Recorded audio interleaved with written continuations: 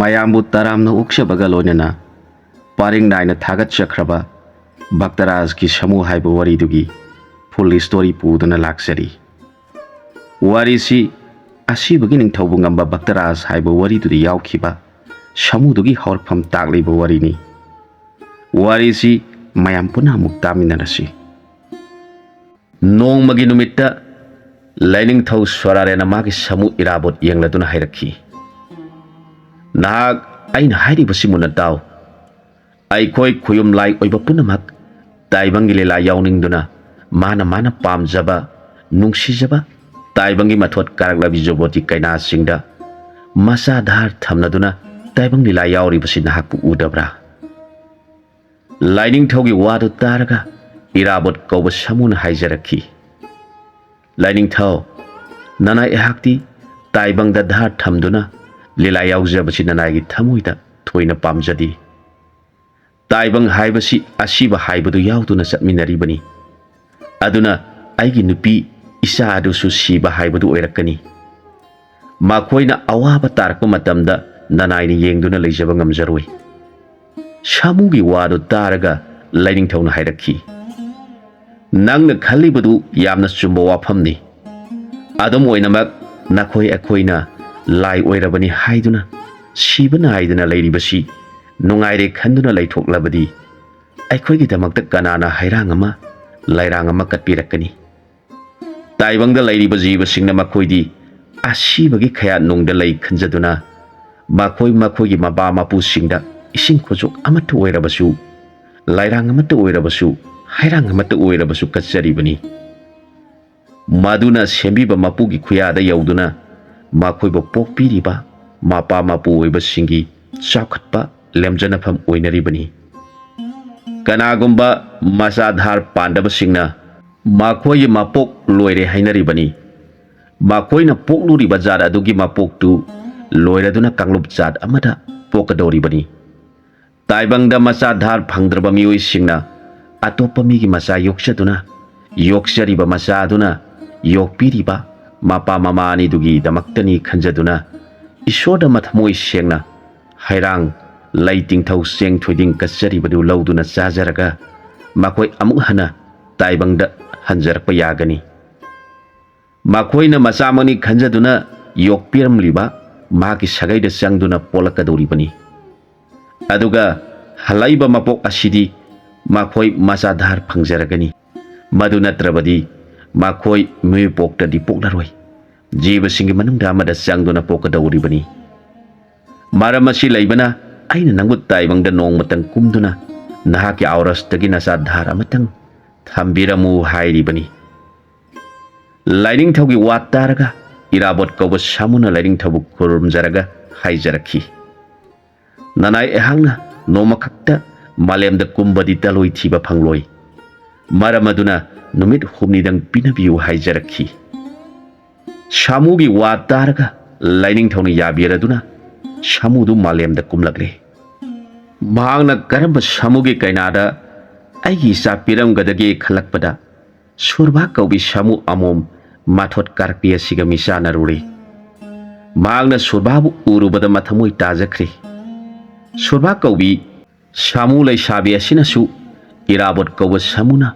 ꯑꯣꯜꯂꯤꯕ ꯁꯥꯃꯨꯕꯨ ꯎꯖꯕꯗ ꯃꯄꯨꯛꯅꯤꯡꯗꯨ ꯍꯥꯏꯐꯝ ꯈꯪꯗꯅ ꯅꯨꯡꯁꯤꯖꯈꯤ꯫ ꯃꯈꯣꯏ ꯑꯅꯤꯃꯛ ꯁꯥꯃꯨꯒꯤ ꯃꯤꯠꯌꯦꯡꯗ ꯌꯦꯡꯅꯗꯨꯅ ꯅꯨꯡꯁꯤ ꯅꯨꯡꯉꯣꯟ ꯑꯣꯏꯅꯖꯈꯤ꯫ ꯍꯟꯗꯛꯀꯤ ꯁꯨꯔꯕꯥ ꯍꯥꯏꯔꯤꯕꯤ ꯁꯥꯃꯨ ꯑꯁꯤ ꯁꯣꯔꯥꯔꯦꯟꯒꯤ ꯀꯣꯅꯨꯡꯗ ꯃꯟꯗꯂꯤ ꯍꯥꯏꯅ ꯀꯧꯕꯤ ꯖꯒꯣꯏ ꯏꯁꯩ ꯁꯛꯄꯤꯗꯨꯅꯤ꯫ ꯃꯍꯥꯛꯅ ꯏꯔꯥꯕꯣꯠ ꯀꯧꯕ ꯁꯥꯃꯨꯕꯨ ꯎꯖꯔꯒ ꯌꯥꯝꯅ ꯀꯂꯛꯆꯈꯤ꯫ ꯃꯍꯥꯛꯅ ꯈꯟꯈꯤ, ꯅꯍꯥꯛꯅ ꯑꯩꯈꯣꯏꯒꯨꯝ ꯇꯥꯏꯕꯪ ꯃꯤꯑꯣꯏꯕꯒꯤ ꯃꯨꯔꯇꯤ ꯄꯨꯔꯝꯂꯕꯗꯤ, ꯅꯍꯥꯛꯀꯤ ꯁꯦꯕꯥ ꯇꯧꯕ ꯐꯪꯖꯔꯕꯗꯤ, ꯂꯥꯏ ꯑꯣꯏꯔꯕꯁꯨ ꯑꯩꯒꯤ ꯊꯃꯣꯏꯁꯦ ꯀꯌꯥꯗ ꯄꯦꯟꯖꯒꯗꯕ ꯈꯟꯖꯗꯨꯅ ꯂꯩꯔꯤꯕꯗꯨ ꯃꯃꯤꯠ ꯂꯤꯁꯤꯡ ꯄꯥꯟꯕ ꯂꯥꯏꯅꯤꯡꯊꯧ ꯃꯍꯥꯛꯅ ꯂꯣꯏꯅ ꯎꯈꯤ꯫ ꯅꯨꯃꯤꯠ ꯑꯗꯨꯒꯤ ꯖꯒꯣꯏ ꯏꯁꯩꯒꯤ ꯊꯕꯛ ꯂꯣꯏꯔꯕꯗ, ꯂꯥꯏ ꯄꯨꯝꯅꯃꯛ ꯍꯟꯅꯈ꯭ꯔꯕꯗ ꯂꯥꯏꯅꯤꯡꯊꯧꯅ ꯃꯟꯗꯂꯤꯕꯨ ꯀꯧꯁꯤꯜꯂꯗꯨꯅ ꯍꯥꯏꯔꯛꯈꯤ,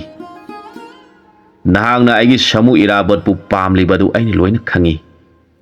ꯑꯗꯨꯅ ꯅꯈꯣꯏ ꯑꯅꯤꯃꯛ ꯑꯩꯒꯤ ꯏꯅꯥꯏ ꯉꯥꯛꯇꯅꯤ꯫ ꯅꯈꯣꯏ ꯑꯅꯤꯒꯤ ꯅꯤꯡꯕ ꯊꯨꯡꯍꯟꯕ ꯍꯥꯏꯕꯁꯤ ꯑꯩꯒꯤ ꯆꯥꯎꯈ꯭ꯔꯕ ꯏꯊꯧꯅꯤ꯫ ꯑꯗꯨꯅ ꯅꯍꯥꯛꯅ ꯂꯥꯏ ꯀꯅꯥ ꯈꯪꯍꯟꯗꯅ Malemda kumduna nasaktu samu laba daina yengbadana yamna thiba apam nungsi thamningdaba oiro aduga nabungona yengjabadana hanagi mandli kaubi jagoi sei taubi adumak oina ujarasanu nahana laisa mapung phaduna leiraba kanda mahapu malemda langon tauduna tharakani nasa ama poktuna thama pharakpada nasa adu hundoklamlaga aige nakta amu hana laksaba ngamjaro lining thogi sapsu oiba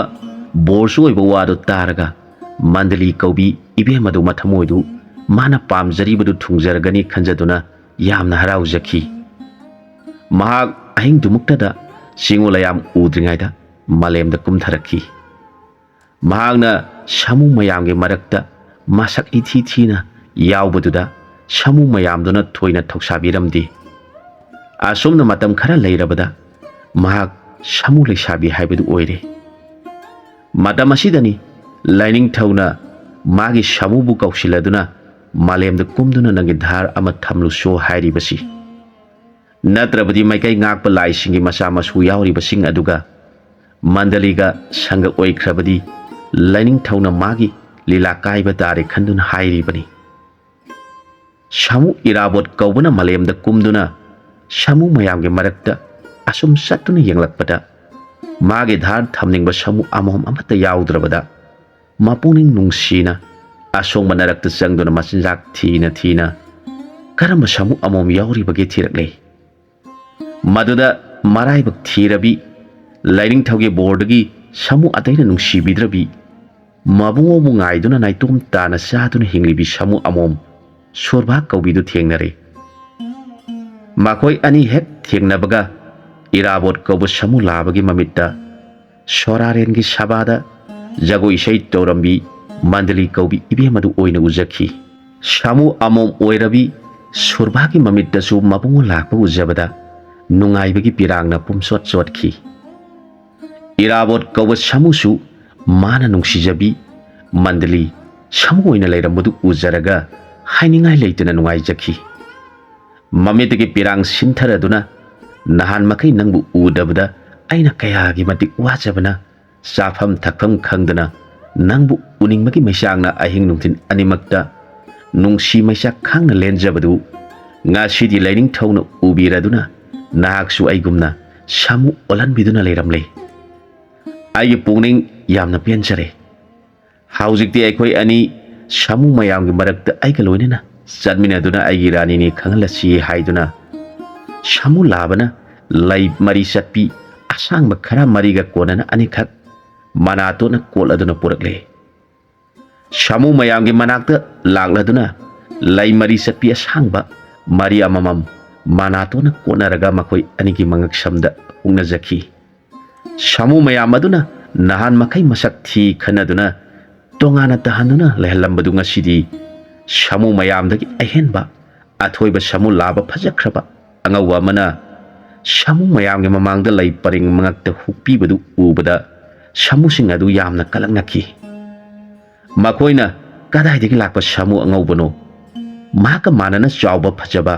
samu laba mata yaudi magu laikhreda pokpadagi asigumba phajaba mata thengnaratri onthongna maraibuk phakreda samu mayamdu mandali kawi samu amonggi manakta loina sanglaktuna bor pibagi mawongda manaton singdu akasta haigatuna khongnaki haujikti samu mayamdu mandali kawi samu amomadugi nakta leijaraga penjabo oijakhri asumna samu mayamga loina raduna mabungogi mapandagi mamanabi singna bebhar tauduna lepna leijaba phangjakhri samu mayamna ising thakpa chatnakhringaida samu ani asi asongba narakta changminakhri asumna samu angaubudu numit humni mandaliga leiminaramlaga sorarengi konungda masanogu bidai toramlaga kaki mandali kaubi samudu samu mayamna luna kina sana taubire asumna samu amomna matam khara naupuduna samu mayamga leiminakhi naupubagi matam suraktuna mahak masa laba ngauba ama pokle masa poklaba matungda samu amomasina mahakti malemda kuina layu ꯇꯝꯗꯕꯅ ꯃꯥꯒꯤ ꯃꯆꯥ ꯑꯁꯤ ꯃꯐꯝ ꯀꯗꯥꯏꯗ ꯊꯝꯒꯗꯒꯦ ꯈꯜꯂꯛꯂꯤ꯫ ꯃꯥꯅ ꯃꯆꯥ ꯑꯁꯤꯕꯨ ꯁꯥꯃꯨ ꯃꯌꯥꯝ ꯂꯩꯔꯤꯕ ꯑꯗꯨꯗꯒꯤ ꯈꯔ ꯂꯥꯞꯅ ꯄꯨꯗꯨꯅ ꯂꯥꯛꯂꯦ꯫ ꯃꯥꯅ ꯑꯁꯨꯝ ꯆꯠꯂꯛꯄꯗ ꯐꯖꯈ꯭ꯔꯕ ꯃꯍꯩ ꯃꯔꯣꯡ ꯋꯥꯠꯇꯅ ꯄꯥꯜꯂꯤꯕ ꯏꯁꯤꯡ ꯃꯔꯥꯡ ꯀꯥꯏꯅ ꯐꯪꯕ ꯃꯐꯝ ꯑꯃ ꯊꯦꯡꯅꯔꯦ꯫ ꯃꯐꯝ ꯑꯗꯨꯗ ꯑꯍꯟ ꯑꯣꯏꯔꯕ ꯅꯨꯄꯥ ꯑꯃꯒ ꯅꯨꯄꯤ ꯑꯃꯒꯅ ꯂꯥꯏꯅꯤꯡꯗꯨꯅ ꯂꯩꯔꯝꯈꯤ꯫ ꯃꯈꯣꯏꯅ ꯈꯥꯡꯄꯣꯛꯁꯪ ꯆꯦꯛꯁꯤꯟꯅ ꯁꯥꯗꯨꯅ ꯁꯪ ꯃꯆꯥ ꯃꯆꯥ ꯈꯔꯁꯨ ꯁꯥꯗꯨꯅ ꯁꯪꯒꯣꯝ ꯊꯣꯛꯄꯤ ꯁꯟꯕꯤ ꯑꯃꯗꯤ ꯂꯥꯕ ꯈꯔꯁꯨ ꯌꯥꯎꯅ ꯂꯣꯏꯔꯝꯃꯤ꯫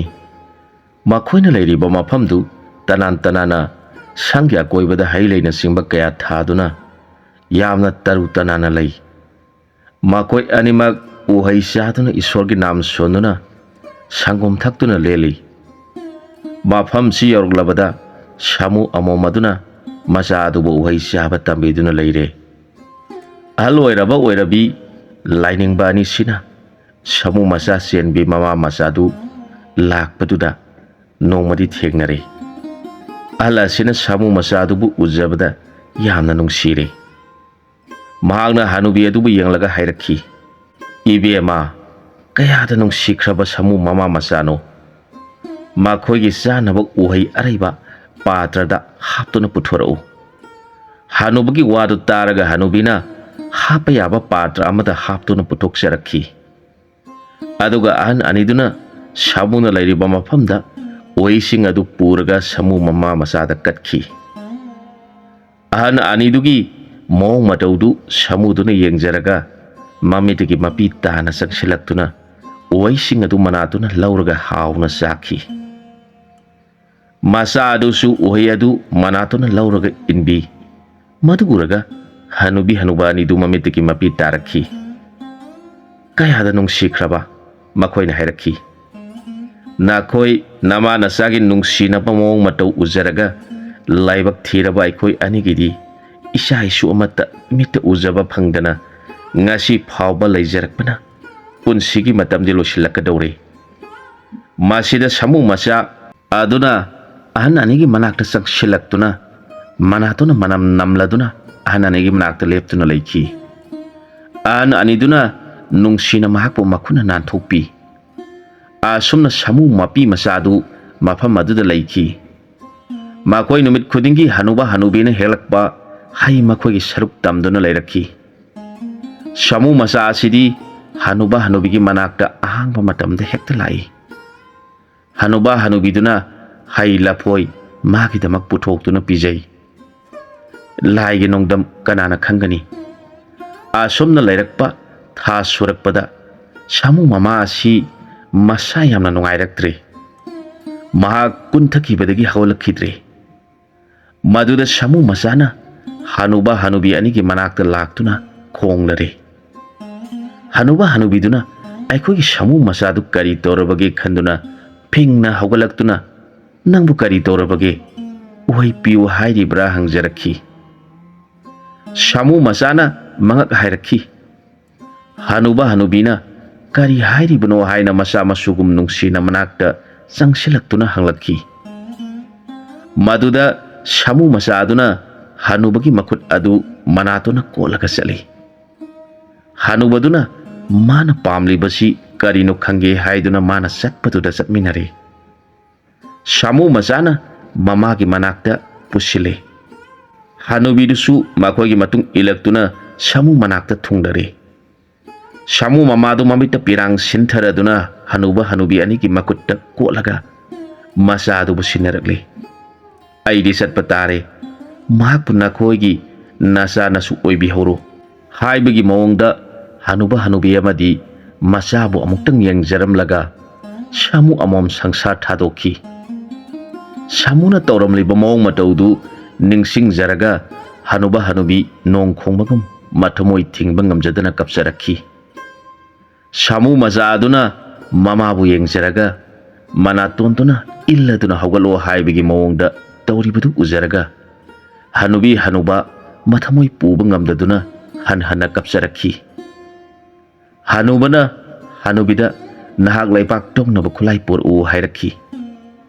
ꯍꯅꯨꯕꯤꯅ ꯂꯧꯔꯨꯗꯨꯅ ꯑꯆꯧꯕ ꯀꯣꯝꯖꯥꯎ ꯑꯃ ꯇꯧꯔꯗꯨꯅ ꯐꯨꯝꯂꯝꯗꯥꯏ ꯑꯗꯨꯗ Samu masabu yengladuna namabu khurumjahuro hairakhi.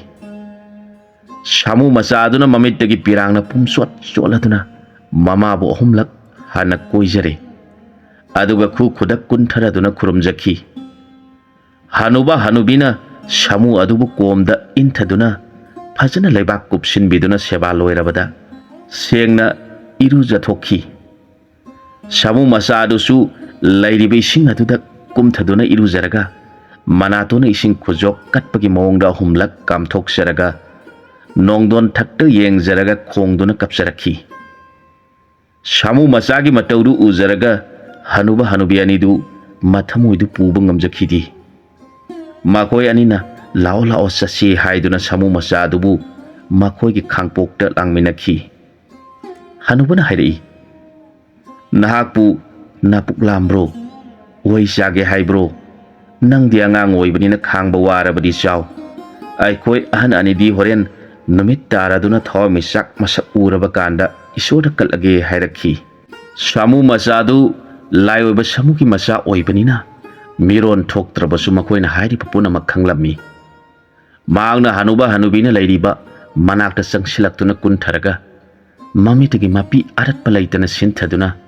madu maman ipon pona laibadu uraga hanuba hanubi anigi thamoi kaikhre. Makoi anisu taibang simiba isolbu kaujaraduna kapsarakhi. He taibang sembiriba mapuo nangbu nanayangang oijariba samu masa asigi matawasibu yengbiraga nungaibiribra. Asuk nungaikraba sangsara sida asuk nongdam thina karamba lilabu sanaribano haijaraga kapsarakhi. Hanuba hanubi anidugi premgi ihauda samu masa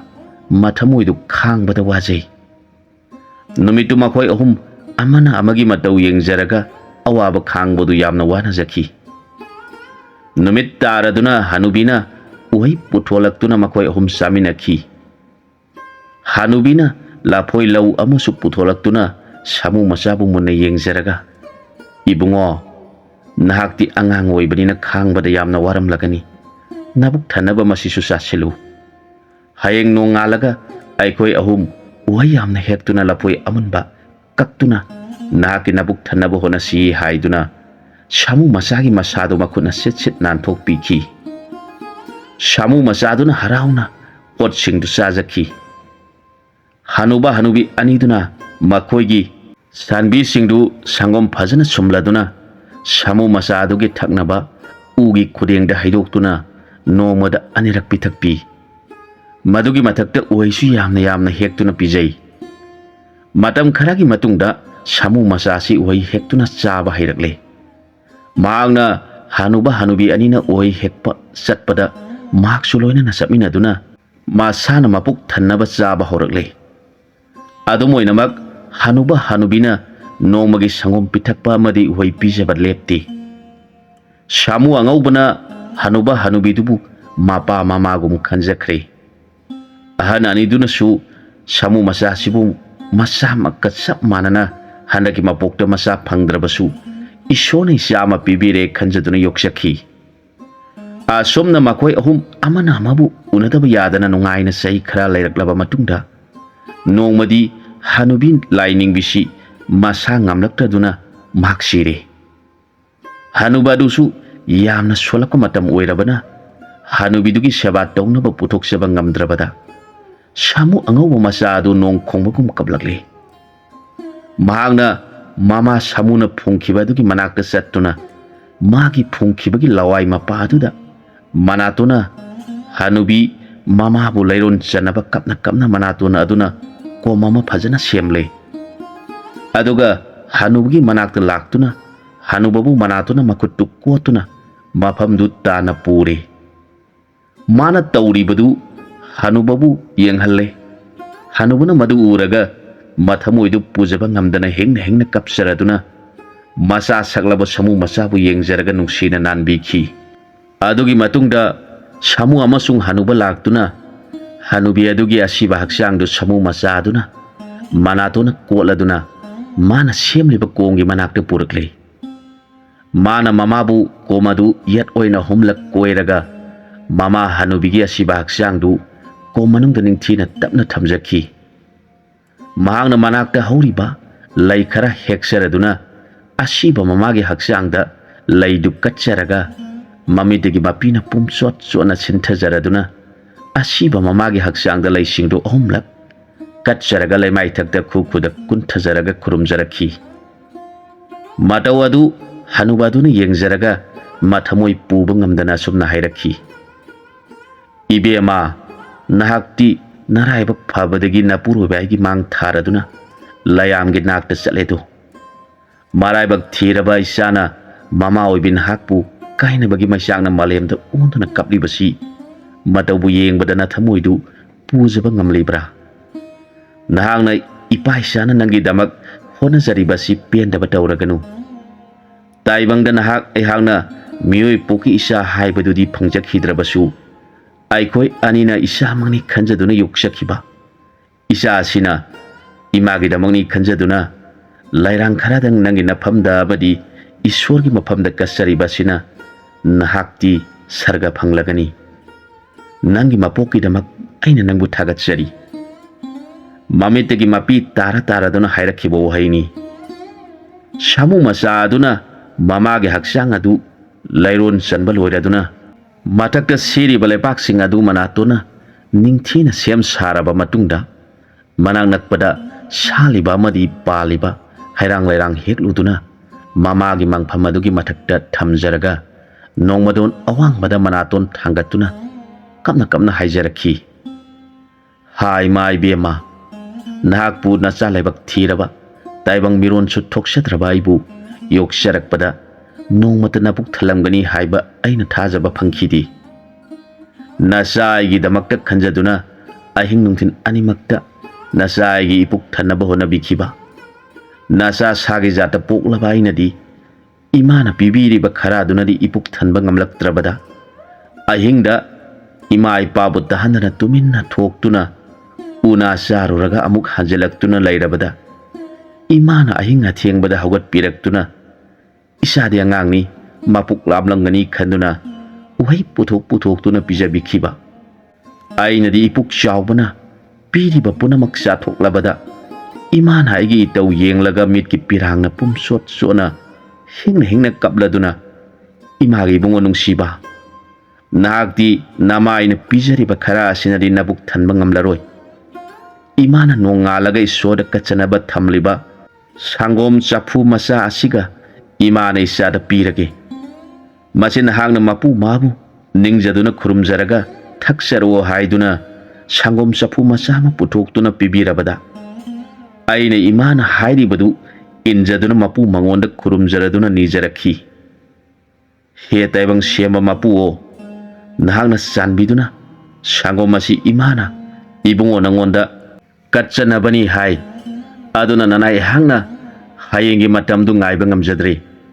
ꯍꯌꯦꯡ ꯏꯃꯥꯅ ꯀꯠꯆꯒꯗꯕ ꯁꯪꯒꯣꯝ ꯑꯁꯤ ꯅꯍꯥꯛꯀꯤ ꯅꯐꯝꯗ ꯍꯧꯖꯤꯛ ꯅꯨꯃꯤꯗꯥꯡ ꯑꯁꯤꯗ ꯑꯩꯅ ꯏꯃꯥꯒꯤ ꯃꯍꯨꯠ ꯁꯤꯟꯗꯨꯅ ꯃꯄꯨ ꯅꯪꯒꯤ ꯆꯔꯟꯗ ꯀꯠꯆꯔꯕꯅꯤ꯫ ꯏꯃꯥ ꯃꯍꯥꯛꯅ ꯀꯠꯆꯕꯅꯤ ꯈꯟꯕꯤꯗꯨꯅ ꯏꯃꯥ ꯃꯥꯒꯤ ꯃꯐꯝꯗ ꯗꯣꯁ ꯇꯧꯕꯤꯒꯅꯨ꯫ ꯃꯆꯥ ꯑꯩꯒꯤ ꯑꯔꯥꯝꯕꯁꯤ ꯌꯦꯡꯕ ꯉꯝꯗꯗꯨꯅ ꯏꯃꯥꯅ ꯍꯌꯦꯡ ꯀꯠꯀꯗꯕ ꯁꯪꯒꯣꯝꯁꯤ ꯍꯧꯖꯤꯛ ꯃꯄꯨꯗ ꯀꯠꯆꯔꯒ ꯄ꯭ꯔꯁꯥꯗꯤ ꯑꯗꯨ ꯅꯅꯥꯏꯕꯨ ꯐꯪꯖꯧ ꯇꯥꯛꯄꯤꯔꯦ꯫ ꯏꯃꯥꯕꯨ ꯑꯐꯕ ꯃꯪꯒꯣꯜ ꯄꯤꯕꯤꯌꯨ ꯍꯥꯏꯖꯔꯒ ꯇꯥꯏꯕꯪ ꯁꯦꯝꯕ ꯃꯄꯨꯕꯨ ꯈꯨꯔꯨꯝꯖꯔꯛꯈꯤ꯫ ꯁꯥꯃꯨ ꯃꯆꯥꯒꯤ ꯚꯛꯇꯤ ꯑꯁꯤꯗ ꯇꯥꯏꯕꯪ ꯁꯦꯝꯕꯤꯕ ꯃꯄꯨꯅ ꯄꯦꯟꯕꯤꯈ꯭ꯔꯦ꯫ ꯃꯄꯨ ꯑꯗꯨꯅ ꯍꯥꯏꯔꯛꯈꯤ, "ꯍꯦ ꯁꯥꯃꯨ ꯃꯆꯥ,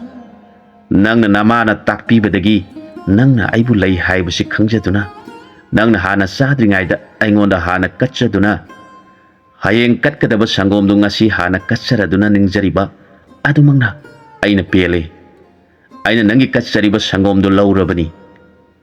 ꯑꯗꯨꯒ ꯑꯩꯅ ꯂꯧꯔꯨꯕ ꯁꯪꯒꯣꯝꯗꯨꯕꯨ ꯅꯍꯥꯛꯅ ꯄ꯭ꯔꯁꯥꯗꯤ ꯑꯗꯨ ꯐꯪꯖꯕꯗꯒꯤ ꯅꯍꯥꯛ ꯑꯁꯤ ꯅꯃꯥꯒꯤ ꯑꯃ꯭ꯔꯤꯇ ꯊꯛꯇꯦ ꯍꯥꯏꯕꯒꯤ ꯑꯋꯥꯠꯄ ꯁꯔꯨꯛ ꯂꯩꯔꯒꯅꯨ꯫ ꯅꯃꯥ ꯑꯗꯨꯅ ꯄꯤꯖꯕ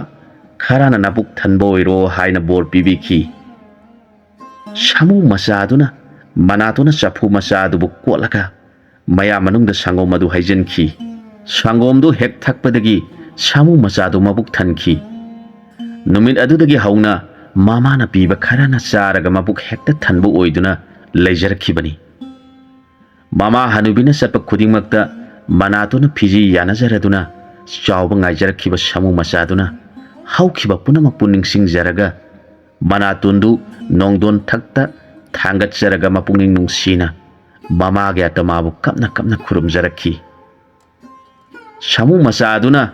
mama kainabagi maisak phangna wana mamitigi pirang sinthaduna leiribadu hanubaduna ujaraga mathamoi puba ngamdaduna masagi manaka sangsilaktuna phamtharaga samu masagi masada nanbiraduna mamittagi mapi taraduna hairakhi ibungo nahangna nama kaina khibagi maina wana khanglibadu uraga ipagi thamoi asi puba ngamlaktre nakpu isa hoina phangjari bai haksi kayada lebak phariba wai sing asi hairamlaga hanubadu su tuthaki madu samu masana uraduna manatona duna mapa saklaba hanubadu konkhatsarakhi adubu hanuba adusu samu masabu makuna nanbiramlaga sangsar thadokkhre madawdu ujaraga samu macha angobadu makok thakta brajana thabugum awaba oiki mahakna mama kainabagi maisak puba ngamdringaida mapagi maisak amuk purakhi ma haujik manakta kana uraktrabada laimaida tharo tharo oladuna kablakli tawpham khangdraba samu machaduna mamana phumliba manakta mapa adugi kom amamuk tawraduna mapa hanubagi haksangbu manatuna kotuna puraga kom adubu ahumlak koiraga tapna kom nungda thamlaga leiron sanbikhi mathakta hailei katcharaduna khurumjarakhi mahakna mapa mama anigidamak ahing aduma karisu sadana barta tawduna lenkhi nongalabada mahak mamitta pirangna pumchot chotladuna bonda changduna hairang phajaba lairang phajaba hekluduna puraklaga mama mapa anigi mangsing aduda thaduna katcharaga khurumjarakhi mahakna asumna mafam aduda mapa mama anigi sahi kumon yaudriba phawba leiduna nomagi kahodana hairang lairang katchaduna ahan anidugi bon adu sangduna leikhi samu macha angaubusi haujikti chawrakle mana khankhi sangsarda poliba jibai koisi karisu kanadaba mapokni nungsikraba ipa ima anidusu macha aibu hundoktuna satkhre ainasu makhoigi damak karisu tawjaba ngamkhidi ai haksu daibangda nupi thiduna isa dhara thamlamba tarabadi aina siba matamda isa aduna kayada aina ipa ima kainaba matamda awabagi sarukna siba ngamdana lenjakhi asigumna isa sing aduna su awaba si soidana thengnagani ai hak sangsarda dhar thamlamlaroi haina khanjakhi ahing kudimak mama hanubiduna masagi mapuk thandabra khanjaduna hawatuna masagi damak sanaba kharadasu pijakhibadu hek ningsinglakpaga samu masadu mathamoidu leifam khangdana mamitagi pirangna aratpa leitana sintharaduna ahing khudingmak ningsingduna leijakhi asumna leirakpana mapa mama leikhidabagi sahi kumon pharaklabada samu asina hairang phajaba lairang ningthiba hekluduna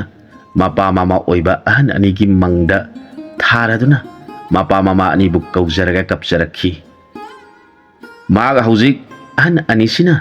lainingduna leirabba bonasi sangduna leirakpa matamda nongma samu amom lai sabiama magi matam oiraklabada mana pamjaba samu laba thiduna lakhi mana asum asum bon bon phauduna lakhibana samu angaubana ngagliba bonasi yorakhi samu amomasina phajakraba samu angauba labadubu ujabada mathamoidu nungsijabana thumatkhiduna samugi nakta sangsilaktuna pohongjarakhi laibiramliba ibungo nahakpu khoyum laibu oibra natraga sengba sage jata pokpa samubu oiribra nanaudi kari thoina khanthaba tahodana pakhang sakphambu ujarubadagi ningon puningda ibungogi nanai oijage khanjarure nanauge aningba asidadi thunganbiu haijarakhi samu lai sabigi wafamdu dajaraga samu angauba aduna mahakpu nungsine yengjaraga ꯃꯃꯤꯠꯇꯒꯤ ꯄꯤꯔꯥꯡ ꯁꯤꯟꯊꯔꯗꯨꯅ ꯍꯥꯏꯖꯔꯛꯈꯤ, ꯏꯕꯦꯝꯃ, ꯑꯩꯍꯥꯛꯇꯤ ꯑꯃꯨꯛ ꯍꯟꯅ ꯇꯥꯏꯕꯪꯗ ꯏꯆꯥ ꯙꯥꯔ ꯊꯝꯂꯝꯂꯔꯣꯏ ꯍꯥꯏꯅ ꯋꯥꯁꯛꯈ꯭ꯔꯦ꯫ ꯑꯗꯨꯅ ꯅꯪꯅ ꯑꯩꯕꯨ ꯉꯥꯛꯄꯤꯌꯨ꯫ ꯑꯩꯍꯥꯛ ꯍꯧꯖꯤꯛ ꯏꯄꯥ ꯏꯃꯥꯅ ꯊꯝꯕꯤꯔꯝꯂꯤꯕ ꯕꯣꯟ ꯑꯁꯤ ꯁꯪꯖꯗꯨꯅ ꯀꯅꯥ ꯎꯅꯖꯗꯅ ꯂꯩꯖꯔꯤꯕꯅꯤ꯫ ꯑꯗꯨꯅ ꯅꯍꯥꯛꯅ ꯇꯁꯦꯡꯅ ꯑꯩꯕꯨ ꯅꯨꯡꯁꯤꯕꯤꯕ ꯑꯣꯏꯔꯕꯗꯤ ꯑꯩꯒꯤ ꯄꯨꯟꯁꯤꯕꯨ ꯀꯟꯕꯤꯌꯨ ꯍꯥꯏꯖꯔꯛꯈꯤ꯫ ꯁꯥꯃꯨ ꯑꯉꯧꯕꯒꯤ ꯋꯥꯗꯨ ꯇꯥꯔꯒ ꯁꯥꯃꯨ ꯂꯩꯁꯥꯕꯤꯅ ꯍꯥꯏꯖꯔꯛꯈꯤ, ꯏꯕꯨꯡꯉꯣꯅ ꯀꯔꯤꯒꯨꯝꯕ ꯋꯥꯁꯛ ꯑꯃ ꯂꯩꯕꯤꯈꯤꯕ ꯇꯥꯔꯕꯁꯨ ꯃꯇꯧ ꯀꯔꯝꯅ ꯑꯁꯨꯛ ꯂꯨꯈ꯭ꯔꯕ ꯋꯥꯔꯦꯞ ꯑꯁꯤ ꯀꯔꯝꯅ ꯂꯧꯕꯤꯈꯤꯕꯅꯣ ꯇꯥꯛꯄꯤꯌꯨ꯫ ꯁꯥꯃꯨ ꯂꯩꯁꯥꯕꯤꯒꯤ ꯋꯥꯗꯨ ꯇꯥꯔꯒ ꯁꯥꯃꯨ ꯑꯉꯧꯕꯅ ꯃꯃꯤꯠꯇꯒꯤ ꯃꯄꯤ ꯇꯥꯔꯗꯨꯅ ꯍꯥꯏꯖꯔꯛꯈꯤ, ꯏꯕꯦꯝꯃ, ꯑꯩꯍꯥꯛ ꯑꯁꯤ ꯂꯥꯏꯕꯛ ꯊꯤꯕꯗꯒꯤ ꯏꯃꯥꯗꯨꯅ ꯄꯣꯛꯄ ꯅꯨꯃꯤꯠ ꯈꯔꯅꯤꯒꯤ ꯃꯇꯨꯡꯗ ꯏꯃꯥꯗꯨꯅ ꯁꯥꯃꯨ ꯃꯌꯥꯝꯒꯤ ꯃꯅꯨꯡꯗ ꯌꯥꯎꯅꯤꯡꯗꯗꯨꯅ ꯃꯐꯝ ꯑꯁꯤꯗ ꯂꯥꯛꯈꯤꯕꯅꯤ꯫ ꯃꯐꯝ ꯑꯁꯤꯗ ꯂꯥꯏꯅꯤꯡꯕ ꯑꯍꯜ ꯑꯃ ꯏꯃꯥꯗꯨꯒ ꯂꯣꯏꯅꯅ ꯃꯆꯥ ꯃꯁꯨ ꯀꯅꯥ ꯌꯥꯎꯗꯨꯅ ꯂꯩꯔꯝꯈꯤ꯫ ꯃꯈꯣꯏꯒꯤ ꯃꯅꯥꯛꯁꯤꯗ ꯍꯦꯛ ꯊꯨꯡꯂꯕꯒ ꯑꯩꯒꯤ ꯏꯃꯥ ꯁꯥꯃꯨꯗꯨ ꯁꯤꯔꯦ꯫ ꯑꯩꯅ ꯇꯧꯐꯝ ꯈꯪꯗꯗꯨꯅ ꯎꯔꯤꯕ ꯈꯥꯡꯕꯣꯛꯁꯪ ꯑꯁꯤ ꯀꯅꯥ ꯂꯩꯕꯒꯦ ꯌꯦꯡꯂꯨꯕꯗ ꯑꯍꯜ ꯑꯣꯏꯔꯕ ꯅꯨꯄꯥ ꯑꯃꯒ ꯅꯨꯄꯤ ꯑꯃ ꯂꯩꯔꯝꯈꯤ꯫ ꯑꯩꯅ ꯑꯍꯟ ꯑꯗꯨꯒꯤ ꯃꯅꯥꯛꯇ ꯆꯪꯁꯤꯟꯗꯨꯅ ꯏꯅꯥꯇꯣꯟ ꯑꯁꯤꯅ ꯃꯥꯒꯤ ꯈꯨꯗꯥꯡ ꯀꯣꯠꯇꯨꯅ ꯆꯤꯡꯂꯒ ꯏꯃꯥꯒꯤ ꯅꯥꯛꯇ ꯄꯨꯔꯦ꯫ ꯑꯍꯟ ꯑꯗꯨꯅ ꯁꯤꯔꯕ ꯏꯃꯥꯒꯤ ꯍꯛꯆꯥꯡꯗꯨ ꯎꯔꯒ ꯑꯩꯒꯤ ꯏꯇꯧꯗꯨꯕꯨꯁꯨ ꯌꯦꯡꯖꯔꯒ ꯃꯃꯤꯠꯇꯒꯤ ꯃꯄꯤ ꯇꯥꯅ ꯏꯃꯥꯗꯨꯕꯨ ꯌꯦꯡꯖꯔꯒ ꯀꯣꯝ ꯇꯧꯅꯕ ꯈꯨꯠꯂꯥꯏ ꯂꯧꯍꯜꯂꯨꯗꯨꯅ ꯃꯍꯥꯛꯅ ꯀꯣꯝ ꯐꯖꯅ ꯇꯧꯔꯒ ꯏꯃꯥꯒꯤ ꯑꯁꯤꯕ ꯍꯛꯆꯥꯡꯗꯨ ꯂꯩꯔꯣꯟ ꯆꯟꯕꯤꯔꯦ꯫ ꯃꯗꯨꯒꯤ ꯃꯇꯨꯡꯗ ꯑꯩꯕꯨ ꯃꯈꯣꯏ ꯑꯅꯤꯒꯤ ꯃꯅꯥꯛꯇ ꯊꯝꯕꯤꯗꯨꯅ ꯃꯈꯣꯏ ꯑꯅꯤꯅ ꯎꯍꯩ ꯁꯪꯒꯣꯝ ꯄꯤꯖꯗꯨꯅ ꯍꯤꯡꯅꯕ ꯍꯣꯠꯅꯕꯤꯔꯦ꯫ ꯑꯩꯍꯥꯛ ꯏꯁꯥꯅ ꯊꯤꯗꯨꯅ ꯆꯥꯕ ꯍꯩꯔꯛꯂꯦ꯫ ꯃꯇꯝ ꯑꯗꯨ ꯐꯥꯎꯕꯗ ꯏꯃꯥ ꯑꯣꯏꯕꯤꯗꯨꯅ ꯑꯩꯒꯤ ꯏꯄꯨꯛ ꯊꯜꯂꯝꯂꯣꯏ ꯈꯟꯖꯗꯨꯅ ꯑꯍꯤꯡ ꯅꯨꯡꯊꯤꯜ ꯅꯥꯏꯗꯅ ꯑꯩꯒꯤ ꯆꯥꯅꯕ ꯈꯔꯗꯁꯨ ꯄꯤꯖꯗꯨꯅ ꯍꯤꯡꯖꯔꯛꯂꯦ꯫ ꯃꯇꯝ ꯈꯔ ꯂꯩꯔꯒ ꯏꯃꯥ ꯑꯃꯁꯨꯡ ꯄꯥꯕꯨꯡ ꯑꯅꯤꯃꯛ ꯁꯤꯔꯦ꯫ ꯑꯩꯅ ꯃꯈꯣꯏꯕꯨ ꯌꯥꯝꯅ ꯎꯖꯅꯤꯡꯈꯤ, ꯑꯗꯨꯕꯨ ꯑꯔꯦꯝꯕ ꯇꯥꯈꯤ꯫ ꯃꯗꯨꯗꯒꯤ ꯑꯩꯅ ꯈꯟꯈꯤ, ꯇꯥꯏꯕꯪꯗ ꯄꯣꯛꯂꯤꯕ ꯑꯩꯈꯣꯏ ꯄꯨꯝꯅꯃꯛꯁꯤ ꯂꯣꯏꯅ ꯁꯤꯔꯒꯗꯕꯅ ꯑꯩꯅ ꯏꯆꯥ ꯙꯥꯔ ꯊꯝꯂꯝꯂꯕꯗꯤ ꯑꯩꯅ ꯏꯄꯥ ꯏꯃꯥ ꯑꯅꯤ ꯀꯥꯏꯅꯕꯗ ꯐꯪꯂꯤꯕ ꯑꯋꯥꯕꯁꯤ ꯏꯆꯥꯗꯨꯁꯨ ꯅꯣꯡꯃꯗꯤ ꯁꯣꯏꯗꯅ ꯐꯪꯒꯅꯤ ꯈꯟꯖꯗꯨꯅ ꯑꯩꯍꯥꯛ ꯌꯨꯝ ꯄꯥꯜꯂꯔꯣꯏ ꯍꯥꯏꯅ ꯂꯦꯞꯆꯈꯤꯕꯅꯤ꯫ ꯑꯩꯅ ꯌꯨꯝ ꯄꯥꯟꯕ ꯇꯥꯔꯕꯁꯨ ꯏꯆꯥ ꯍꯦꯛ ꯄꯣꯛꯄꯒ ꯑꯩꯍꯥꯛ ꯀꯨꯏꯗꯅ ꯁꯤꯒꯅꯤ꯫ ꯋꯥꯔꯝ ꯑꯁꯤ ꯂꯩꯕꯅ ꯏꯕꯦꯝꯃꯅ ꯑꯩꯕꯨ ꯆꯥꯟꯕꯤꯔꯕꯗꯤ ꯋꯥꯍꯩ ꯑꯗꯨꯗꯗꯤ ꯑꯩꯉꯣꯟꯗ ꯇꯥꯛꯄꯤꯒꯅꯨ ꯍꯥꯏꯖꯈꯤ꯫ ꯁꯥꯃꯨ ꯑꯉꯧꯕꯒꯤ ꯅꯨꯡꯁꯤꯈ꯭ꯔꯕ ꯃꯄꯥ ꯃꯃꯥ ꯅꯨꯡꯁꯤꯖꯕ ꯑꯃꯗꯤ ꯁꯪꯁꯥꯔꯒꯤ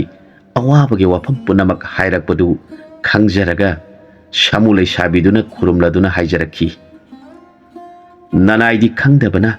ꯑꯁꯣꯏꯕ ꯋꯥ ꯍꯥꯏꯖꯔꯨꯔꯦ, ꯑꯩꯕꯨ ꯉꯥꯛꯄꯤꯌꯨ꯫ ꯑꯩꯁꯨ ꯅꯆꯟ ꯑꯃꯅꯤ ꯈꯟꯕꯤꯗꯨꯅ ꯏꯕꯨꯡꯒꯤ ꯅꯥꯛꯇ ꯕ꯭ꯔꯇ ꯇꯧꯖꯗꯨꯅ ꯂꯩꯖꯒꯦ ꯍꯥꯏꯕꯕꯨ ꯏꯕꯨꯡꯅ ꯀꯔꯤ ꯈꯟꯕꯤꯕꯅꯣ? ꯁꯥꯃꯨ ꯂꯩꯁꯥꯕꯤꯒꯤ ꯋꯥꯗꯨ ꯇꯥꯔꯒ ꯁꯥꯃꯨ ꯑꯉꯧꯕꯅ ꯍꯥꯏꯖꯔꯛꯈꯤ, ꯏꯕꯦꯝꯃꯅꯕꯨ ꯂꯩꯕꯗ ꯍꯩꯅꯕꯤꯒꯅꯤ ꯈꯜꯂꯕꯗꯤ ꯅꯕꯨꯡꯒꯤꯗꯤ ꯀꯔꯤꯁꯨ ꯊꯣꯏꯅ ꯑꯀꯥꯏꯕ ꯂꯩꯇꯦ꯫ ꯁꯥꯃꯨ ꯑꯅꯤ ꯑꯁꯤ ꯃꯆꯤꯟ ꯃꯧꯄꯥ ꯑꯣꯏꯗꯨꯅ ꯂꯩꯃꯤꯟꯅꯔꯛꯈꯤ꯫ ꯁꯥꯃꯨ ꯑꯃꯣꯝ ꯂꯩꯁꯥꯕꯤ ꯑꯗꯨꯒꯤ ꯋꯥꯈꯜꯗꯤ ꯃꯍꯥꯛꯄꯨ ꯄꯥꯝꯖꯕ ꯑꯃꯗꯤ ꯅꯨꯡꯁꯤꯕꯒꯤꯗꯃꯛ ꯃꯥꯅ ꯑꯩꯕꯨ ꯃꯆꯟ ꯑꯣꯏꯅ ꯈꯟꯕꯤꯔꯕꯁꯨ ꯑꯩꯅꯗꯤ ꯃꯄꯥꯟ ꯊꯣꯡꯗ ꯄꯣꯛꯃꯤꯟꯅꯕ ꯏꯕꯨꯡ ꯑꯣꯏꯅ ꯈꯜꯂꯕꯁꯨ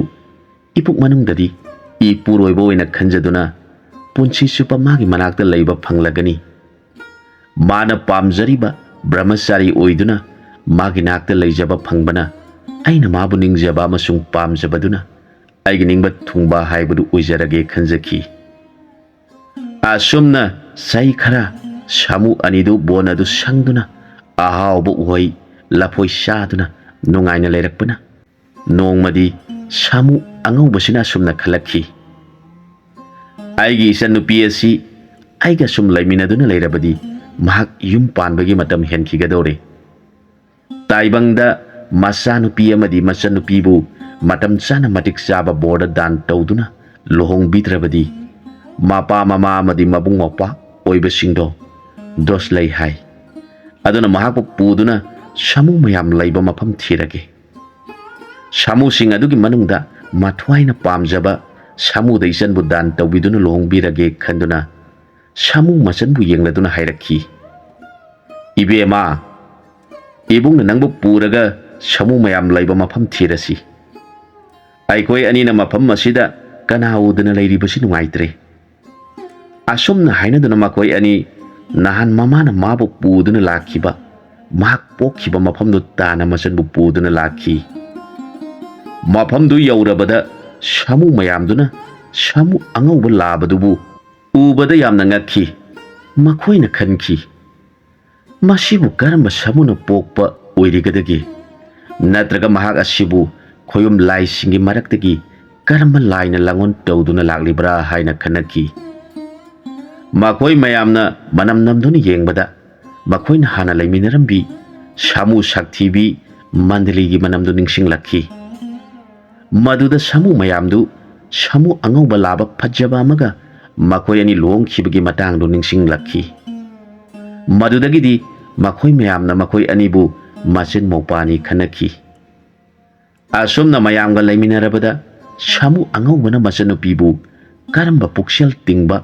mathauna laiba samu pakhang yauribage haiba yamna kumna yenglakle. Adubu matik chaba mago laiba masangi bor oigadaba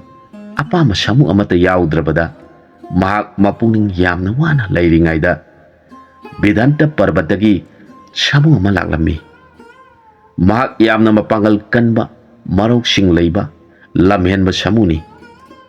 Mahak na hek yoksilakpaga samu singdu tan khaiba horakle. Maduda hana lairamliba samu pakhang lamhenba sing aduga mathang yathinaduna lamba tawba horakle. Hanagi samu singdu magi mamangda khangba ngamdre. Madu samu angaubuduna uraga yengduna leiba yaraktre. Mahakna lakliba samudubu yenglaga hairi. Nahakna laklibasi kari maramgino. Lamhenba samu aduna hairakhi. Aina laklibasi ai loinabi oigadabi amatang thijarakpani. Aduna aigi pangalbu mayamda uthokjaraga maduda penbiba samu laisa yauramgadra khanjaduna aina hana lamba tawnajaribani haijakhi. Magi wadu taraga samu angaubuduna hairakhi. Nahaki napangaldu mayamgi mafamda uthoksaningbagi wani. Nahak khangdre aina mahele khallabadi aingondagi henba ama lairami haibadu. Phare nahakna akanbasi nangna hele khanjarabanina aidi yamna sonba kususu mayanga manadi. Mayam asidagi aina khwaidagi soli. Adubu nangna akanba thirabanina nahaka aiga lambat tawba tare. Aidi nangonda karisu tawbiroi. Nangnadi aibu hanaba honajau. Aina lebliba sidagi nangna ngamba sakti putoktuna aigi khongpham si tunglomda khongpham anidang inba ngambre yengjau hairaga samu angaubadu phibam sena lepkhre. Maduda lamhenba samu aduna chanchelakduna samu angaubu thengladuna kanna inba horakle. Adubu samu angauba laigi sakti oibana samna ama phawba satpa ngamdre. Maduda samu angaubaduna mana tonduna lamhenba samugi masada inbada lagliba samudu phaina tare. Maduda lamhenba samuduna khalakhi. Hai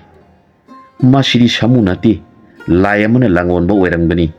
Magi mafamda changjaduna khurumjakhi. Samu angaubana hairakhi. Sangsara sida aina mahele khallabadi aingondagi henba ama lairamgani. Matam laiba khibekta kauganu.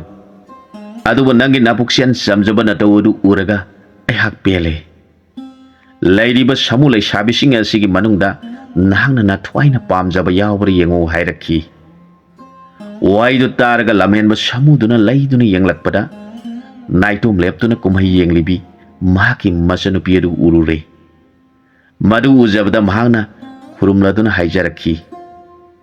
Ibungona sanbirabadi ada naitum lairibi asibu nanaida punsi asigi khongchatta khongbu oiminajage mahakpu pinabiu haijarakhi. Samu angaubana laiduna yenglakpada masanupibu ujarure. Samu angaubana masanupibu manakta kausilaga hairakhi. Ibema nahak ibung haibatao. Nupi oibasingna mapung marai pharakpa matam sarakpa matamda ꯃꯄꯥ ꯃꯃꯥ ꯑꯃꯗꯤ ꯃꯕꯨꯡ ꯃꯧꯄ꯭ꯋꯥ ꯑꯣꯏꯕꯁꯤꯡꯅ ꯑꯐꯕ ꯕꯣꯔ ꯌꯦꯡꯗꯨꯅ ꯀꯩꯅꯥꯗꯥꯟ ꯇꯧꯕꯤꯗ꯭ꯔꯕꯗꯤ ꯃꯄꯥ ꯃꯃꯥ ꯃꯕꯨꯡ ꯃꯧꯄ꯭ꯋꯥ ꯑꯣꯏꯕꯁꯤꯡ ꯑꯗꯨ ꯗꯣꯁ ꯂꯩ ꯍꯥꯏ꯫ ꯑꯗꯨꯅ ꯅꯍꯥꯛꯅ ꯉꯁꯤꯗꯤ ꯏꯕꯨꯡꯅ ꯍꯥꯏꯔꯤꯕꯁꯤ ꯌꯥꯗꯕ ꯇꯧꯔꯒꯅꯨ꯫ ꯂꯩꯔꯤꯕ ꯁꯃꯨ ꯄꯥꯈꯪ ꯑꯁꯤꯗ ꯏꯆꯟꯕꯨ ꯊꯥꯖꯕꯤꯔꯒꯦ ꯈꯜꯂꯦ꯫ ꯅꯍꯥꯛꯅ ꯅꯕꯨꯡꯅ ꯍꯥꯏꯔꯤꯕꯁꯤ ꯌꯥꯎ꯫ ꯃꯕꯨꯡ ꯑꯣꯏꯔꯤꯕ ꯁꯃꯨ ꯑꯉꯧꯕꯒꯤ ꯋꯥꯗꯨ ꯇꯥꯔꯒ ꯁꯃꯨ ꯂꯩꯁꯥꯕꯤꯗꯨ ꯃꯊꯃꯣꯏꯗꯨ ꯀꯥꯏꯈꯤ꯫ ꯃꯍꯥꯛꯅ ꯃꯍꯥꯛꯄꯨ ꯅꯨꯡꯁꯤꯖꯕꯗꯒꯤ ꯉꯁꯤ ꯐꯥꯎꯕ ꯃꯥꯒꯤ ꯃꯇꯨꯡ ꯏꯟꯗꯨꯅ ꯏꯟꯗ꯭ꯔꯤꯒꯤ ꯑꯄꯥꯝꯕ ꯄꯨꯝꯅꯃꯛ ꯐꯥꯖꯤꯟꯗꯨꯅ ꯂꯩꯖꯔꯛꯂꯤꯕꯅꯤ꯫ ꯑꯗꯨꯕꯨ ꯑꯩꯈꯣꯏ ꯑꯅꯤ ꯏꯆꯤꯟ ꯏꯄꯥ ꯑꯣꯏꯗꯨꯅ ꯂꯩꯃꯤꯟꯅꯔꯁꯤ ꯍꯥꯏꯅꯗꯨꯅ ꯂꯩꯔꯛꯈꯤꯕꯅꯤ꯫ ꯑꯗꯨꯅ ꯃꯥꯅ ꯑꯩꯕꯨ ꯃꯆꯟꯅꯤ ꯈꯟꯈ꯭ꯔꯦ꯫ ꯑꯗꯨꯅ ꯍꯧꯖꯤꯛ ꯑꯩꯍꯥꯛ ꯀꯔꯤ ꯇꯧꯕ ꯇꯥꯕꯒꯦ? ꯃꯍꯥꯛꯄꯨ ꯑꯩꯅ ꯏꯄꯨꯔꯣꯏꯕ ꯑꯣꯏꯖꯒꯦ ꯈꯟꯖꯈꯤꯕꯅꯤ꯫ ꯑꯗꯨꯕꯨ ꯃꯍꯥꯛꯅ ꯍꯟꯗꯣꯛꯄ ꯌꯥꯗ꯭ꯔꯕ ꯋꯥꯁꯛ ꯑꯃ ꯂꯩꯈꯤꯕꯅ ꯃꯥꯅ ꯑꯩꯕꯨ ꯂꯧꯁꯤꯟꯕꯤꯕ ꯉꯝꯗ꯭ꯔꯦ꯫ ꯑꯗꯨꯒ ꯃꯆꯟ ꯑꯃꯒꯨꯝ ꯈꯟꯗꯨꯅ ꯂꯩꯈꯤꯕꯅ ꯑꯩꯒꯤ ꯎꯄꯥꯏ ꯂꯩꯈꯤꯗ꯭ꯔꯦ꯫ ꯑꯗꯨꯕꯨ ꯑꯩꯅꯗꯤ ꯃꯍꯥꯛꯄꯨ ꯏꯄꯨꯛꯅꯤꯡꯗ ꯏꯄꯨꯔꯣꯏꯕꯅꯤ ꯈꯟꯖꯈꯤꯕꯅ ꯃꯥꯅ ꯍꯥꯏꯕ ꯈꯨꯗꯤꯡꯃꯛ ꯑꯩꯍꯥꯛꯅ ꯏꯟꯕ ꯇꯥꯏ꯫ ꯅꯨꯄꯤ ꯍꯥꯏꯕꯁꯤꯗꯤ ꯃꯄꯨꯔꯣꯏꯕꯒꯤ ꯌꯥꯊꯪ ꯑꯅꯤꯡꯕ ꯄꯥꯡꯊꯣꯛꯆꯕꯅ ꯅꯨꯄꯤ ꯑꯣꯏꯕꯁꯤꯡꯒꯤ ꯑꯊꯣꯏꯕ ꯙꯔꯃꯅꯤ ꯍꯥꯏꯅꯩ꯫ ꯑꯗꯨꯕꯨ ꯑꯣꯏꯅꯃꯛ ꯑꯩꯒꯤ ꯊꯃꯣꯏ ꯑꯁꯤꯅꯗꯤ ꯅꯪꯕꯨ ꯊꯥꯗꯣꯛꯇꯨꯅ ꯃꯤꯒꯤ ꯃꯇꯨꯡ ꯏꯟꯗꯨꯅ ꯆꯠꯈꯤꯕ ꯍꯥꯏꯕꯁꯤꯗꯤ ꯄꯨꯛꯅꯤꯡ ꯑꯃꯁꯨꯡ ꯊꯃꯣꯏꯁꯤꯅꯗꯤ ꯑꯄꯦꯟꯕ ꯍꯥꯏꯕꯗꯨꯗꯤ ꯑꯣꯏꯖꯗ꯭ꯔꯦ꯫ ꯑꯗꯨꯕꯨ ꯅꯪꯅ ꯍꯥꯏꯕ ꯅꯌꯥꯊꯪ ꯉꯥꯛꯆꯕꯅ ꯑꯩꯒꯤ ꯑꯊꯣꯏꯕ ꯙꯔꯃ ꯑꯣꯏꯔꯒꯅꯤ ꯈꯟꯖꯗꯨꯅ ꯃꯍꯥꯛꯀꯤ ꯃꯊꯃꯣꯏ ꯑꯗꯨꯅꯗꯤ ꯄꯨꯉꯝꯗ꯭ꯔꯕ ꯅꯨꯡꯁꯤ ꯃꯩꯁꯥꯛ ꯄꯨꯖꯔꯒ ꯃꯕꯨꯡꯒꯤ ꯃꯅꯥꯛꯇ ꯃꯃꯤꯠꯇ ꯃꯄꯤꯅ ꯄꯨꯝꯆꯣꯠ ꯆꯣꯠꯅ ꯇꯥꯔꯗꯨꯅ ꯆꯪꯁꯤꯜꯂꯛꯈꯤ꯫ ꯁꯥꯃꯨ ꯑꯉꯧꯕ ꯑꯗꯨꯁꯨ ꯃꯃꯤꯠꯇ ꯄꯤꯔꯥꯡ ꯁꯤꯟꯊꯅ ꯁꯥꯃꯨ ꯄꯥꯈꯪ ꯑꯗꯨꯕꯨ ꯌꯦꯡꯂꯗꯨꯅ "ꯏꯕꯨꯡꯉꯣ, ꯅꯍꯥꯛ ꯆꯪꯁꯤꯜꯂꯛꯎ" ꯍꯥꯏꯔꯒ ꯃꯆꯟꯅꯨꯄꯤ ꯑꯣꯏꯈ꯭ꯔꯕꯤ ꯁꯥꯃꯨ ꯃꯆꯟꯕꯨ ꯃꯥꯒꯤ ꯃꯐꯝꯗ ꯗꯥꯟ ꯇꯧꯈꯤ꯫ ꯃꯈꯣꯏ ꯑꯅꯤꯒꯤ ꯃꯅꯥꯇꯣꯟ ꯑꯅꯤꯗꯨ ꯌꯦꯠꯅꯔꯒ ꯀꯣꯔꯧ ꯅꯣꯡꯗꯣꯟ ꯊꯛꯇ ꯊꯥꯡꯒꯠꯂꯗꯨꯅ ꯃꯈꯣꯏ ꯑꯅꯤ ꯑꯁꯤ ꯉꯁꯤꯗꯒꯤ ꯌꯨꯝ ꯄꯥꯟꯕꯒꯤ ꯂꯝꯕꯤꯗ ꯈꯣꯡꯗꯥꯖꯔꯕꯅꯤ ꯍꯥꯏꯅ ꯅꯣꯡꯗꯣꯟ ꯊꯛꯇ ꯂꯩꯔꯤꯕ ꯂꯌꯥꯝꯁꯤꯡꯒꯤ ꯃꯐꯝꯗ ꯄꯥꯎꯇꯥꯛꯆꯗꯨꯅ ꯀꯟꯅ ꯈꯣꯡꯂꯛꯈꯤ꯫ ꯃꯗꯨꯒꯤ ꯃꯇꯨꯡꯗ ꯃꯈꯣꯏ ꯑꯅꯤꯅ ꯁꯥꯃꯨ ꯑꯉꯧꯕꯗ ꯈꯨꯔꯨꯝꯂꯦ꯫ ꯁꯥꯃꯨ ꯑꯉꯧꯕꯗꯨ ꯃꯆꯟꯅꯨꯄꯤ ꯑꯣꯏꯔꯕꯤ ꯑꯗꯨꯒꯤ ꯃꯊꯃꯣꯏꯗ ꯀꯥꯏꯅ ꯃꯩꯁꯥ ꯄꯨꯗꯨꯅ ꯃꯃꯤꯠꯇꯒꯤ ꯄꯤꯔꯥꯡ ꯇꯥꯔꯤꯕꯗꯨꯒꯤ ꯑꯥꯔꯊꯗꯤ ꯈꯪꯕꯅ ꯃꯊꯃꯣꯏ ꯄꯨꯕ ꯉꯝꯖꯗꯅ ꯍꯥꯏꯖꯔꯛꯈꯤ, "ꯏꯕꯨꯡꯒꯤ ꯏꯕꯦꯝꯃ, ꯅꯪꯅ ꯅꯕꯨꯡ ꯑꯩꯕꯨ ꯋꯥꯔꯧꯔꯒꯅꯨ꯫ ꯆꯠꯂꯣ ꯆꯠꯂꯣ꯫ ꯀꯔꯤꯒꯨꯝꯕ ꯃꯇꯝꯗ ꯏꯆꯟ ꯑꯋꯥꯕ ꯇꯥꯔꯛꯄ ꯃꯇꯝꯗ ꯅꯪꯅ ꯅꯅꯥꯇꯣꯟꯗꯨ ꯋꯥꯡꯅ ꯊꯥꯡꯒꯠꯂꯒ ꯑꯍꯨꯝꯂꯛꯇꯪ ꯀꯧꯔꯛꯎ꯫ ꯅꯕꯨꯡ ꯑꯩꯅ ꯍꯦꯛꯇ ꯏꯆꯟꯒꯤ ꯈꯣꯟꯖꯦꯜ ꯇꯥꯕ ꯑꯣꯏꯈ꯭ꯔꯒꯦ꯫ ꯑꯩꯍꯥꯛ ꯁꯣꯏꯗꯅ ꯏꯆꯟꯒꯤ ꯅꯥꯛꯇ ꯊꯨꯡꯂꯒꯅꯤ꯫ ꯏꯆꯟꯅ ꯀꯔꯤꯁꯨ ꯋꯥꯔꯨꯔꯒꯅꯨ" ꯍꯥꯏꯔꯒ ꯃꯆꯟ ꯑꯃꯁꯨꯡ ꯃꯁꯦꯟ ꯑꯗꯨꯒꯤ ꯃꯀꯣꯛꯇ ꯃꯅꯥꯇꯣꯟ ꯑꯗꯨꯅ ꯅꯥꯟꯕꯤꯔꯗꯨꯅ ꯕꯣꯔ ꯄꯤꯔꯛꯈꯤ꯫ ꯃꯆꯟꯅꯨꯄꯤ ꯑꯗꯨꯅ ꯄꯤꯔꯥꯡꯅ ꯄꯨꯝꯆꯣꯠ ꯆꯣꯠꯅ ꯋꯥꯍꯩꯗꯤ ꯐꯣꯡꯕ ꯇꯧꯗꯅ ꯈꯨꯔꯨꯝꯖꯔꯛꯈꯤ꯫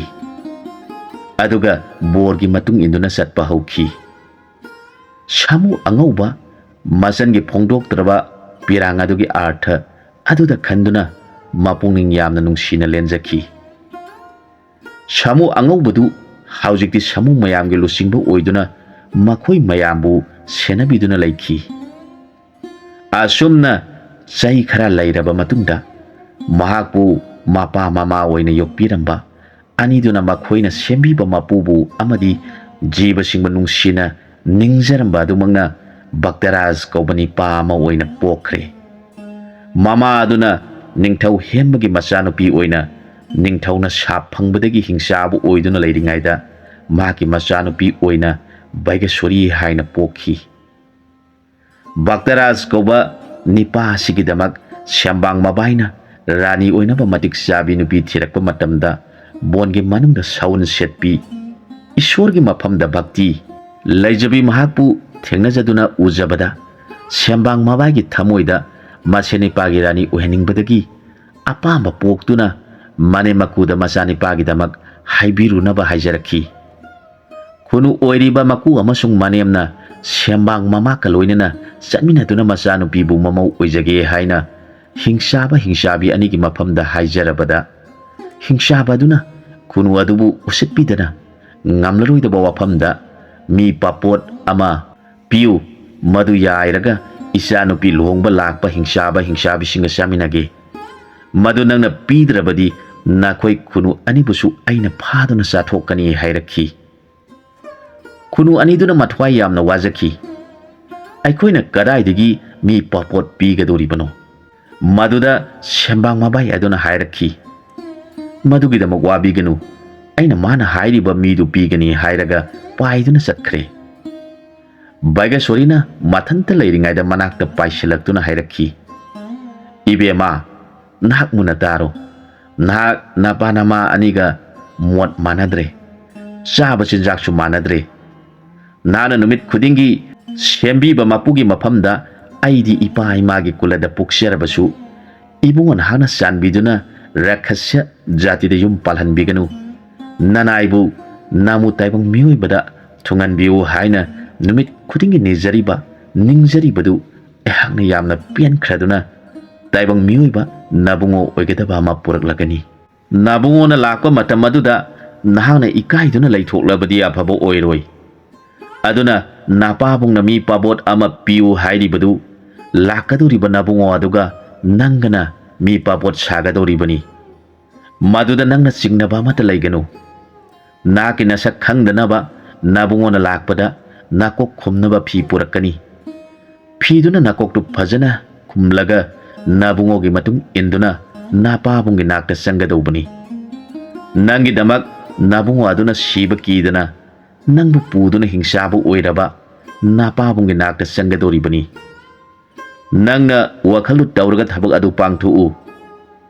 ꯑꯗꯨꯒꯤ ꯇꯨꯡꯗ ꯅꯕꯨꯡꯉꯣꯅ ꯅꯄꯥ ꯅꯃꯥ ꯑꯅꯤꯒꯤ ꯗꯣꯁ ꯄꯥꯞ ꯀꯣꯛꯅꯕ ꯊꯕꯛ ꯆꯠꯊꯔꯛꯀꯅꯤ ꯅꯍꯥꯛ ꯊꯣꯏꯅ ꯆꯤꯡꯅꯕ ꯇꯧꯔꯨꯒꯅꯨ ꯑꯩꯍꯥꯛ ꯅꯕꯨꯡꯉꯣꯕꯨ ꯀꯧꯔꯨꯈꯤꯒꯦ ꯍꯥꯏꯔꯝꯂꯒ ꯁꯦꯝꯕꯥꯡ ꯄꯥꯏꯈ꯭ꯔꯦ ꯅꯣꯡ ꯉꯥꯜꯂꯕꯗ ꯁꯦꯝꯕꯥꯡꯅ ꯃꯅꯦꯝ ꯃꯀꯨ ꯑꯣꯏꯕ ꯈꯨꯅꯨ ꯑꯅꯤꯗ ꯆꯠꯂꯁꯤ ꯍꯥꯏꯗꯨꯅ ꯈꯨꯅꯨ ꯑꯅꯤꯗꯨ ꯄꯥꯏꯗꯨꯅ ꯆꯠꯈꯤ ꯁꯦꯝꯕꯥꯡꯅ ꯃꯆꯥꯅꯤꯄꯥꯕꯨ ꯃꯃꯤꯠ ꯎꯏꯁꯤꯜꯍꯟꯗꯨꯅ ꯂꯝ ꯆꯤꯡꯁꯤꯜꯂꯒ ꯃꯃꯤꯠ ꯄꯥꯡꯊꯣꯛꯍꯟꯗꯨꯅ ꯃꯐꯝꯗꯨ ꯌꯧꯈꯤ ꯃꯆꯥꯅꯤꯄꯥꯗ ꯁꯤꯟꯅꯗꯨꯅ ꯄꯨꯔꯛꯈꯤꯕ ꯐꯤꯗꯨꯅ ꯕꯥꯏꯒꯦꯁꯣꯔꯤ ꯀꯧꯕꯤ ꯏꯕꯦꯝ ꯑꯗꯨ ꯃꯀꯣꯛꯇ ꯀꯨꯞꯁꯤꯜꯍꯜꯂꯒ ꯂꯩꯈꯤ ꯈꯨꯅꯨ ꯑꯅꯤꯗꯨꯅ ꯍꯥꯟꯅ ꯆꯪꯂꯗꯨꯅ ꯍꯤꯡꯆꯥꯕꯗ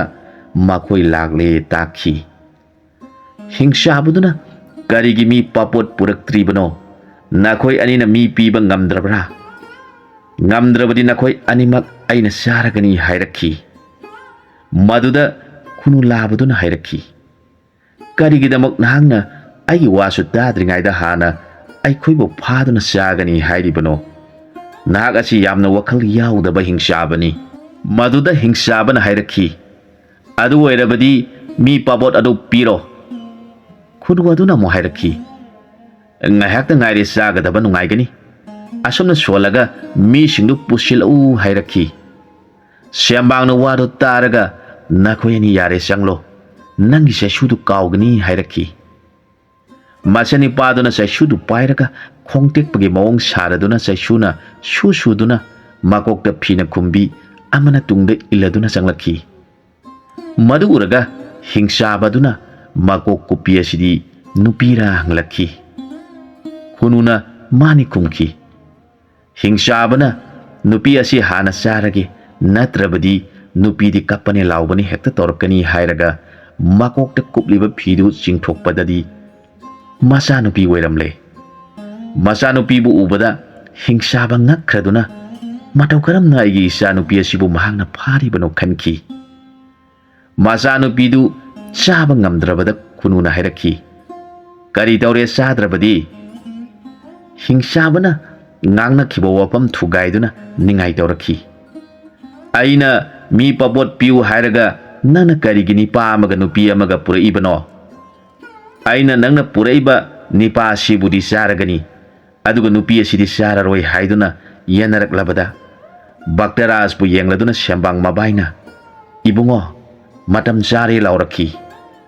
ꯃꯗꯨꯗ ꯈꯣꯡꯇꯦꯛꯄ ꯁꯥꯔꯝꯕ ꯃꯁꯦꯅ ꯆꯩꯇꯨꯞꯇꯨꯅ ꯍꯤꯡꯆꯥꯕꯗꯨꯒꯤ ꯃꯀꯣꯛꯇ ꯀꯟꯅ ꯀꯔꯤꯒꯤ ꯆꯥꯗꯕ ꯍꯥꯏꯗꯨꯅ ꯑꯅꯤꯔꯛ ꯀꯟꯊꯈꯤ ꯃꯈ꯭ꯋꯥꯡꯗꯁꯨ ꯑꯃꯨꯛ ꯀꯟꯈꯤ ꯃꯗꯨ ꯎꯕꯗ ꯍꯤꯡꯆꯥꯕꯤꯗꯨꯅ ꯚꯛꯇꯔꯥꯖꯄꯨ ꯐꯥꯒꯗꯕꯒꯤ ꯍꯣꯠꯅꯔꯛꯈꯤ ꯚꯛꯇꯔꯥꯖꯅ ꯃꯉꯣꯟꯗꯁꯨ ꯃꯀꯣꯛꯇ ꯆꯩꯁꯨ ꯑꯗꯨꯅ akan mamongda anirakan thaki makhwangda so amuk kanki hingsaba hingsabi anidu laimai thakta wan thaduna taki madu uraga Bhaktarajna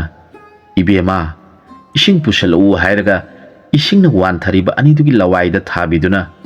karisu soktana hanagi ningthau maharani oibegi bhapta hugalakhi makoi anina lairamlibising adu uzaraga ngakna hanglakhi maduda masanupi aduna kapcharaduna thokiba punamak tamjarabada ningthau maharani du makoin oiriba phibam sing asi mamangaida munina sap tawkhibadu ningsinglaktuna mamangda leplibani padubu yengjaraga changsilaktuna khurumjakhi ibungo nahangna aikoibu amung hana hingsaba hingsabi oibadagi mioi pokta pokpirabani aduna nangna luna sana thamjarambi isanu pisinangi nafamda sinarabani aduna nahangna aigi desta ningthau oiro hairakhi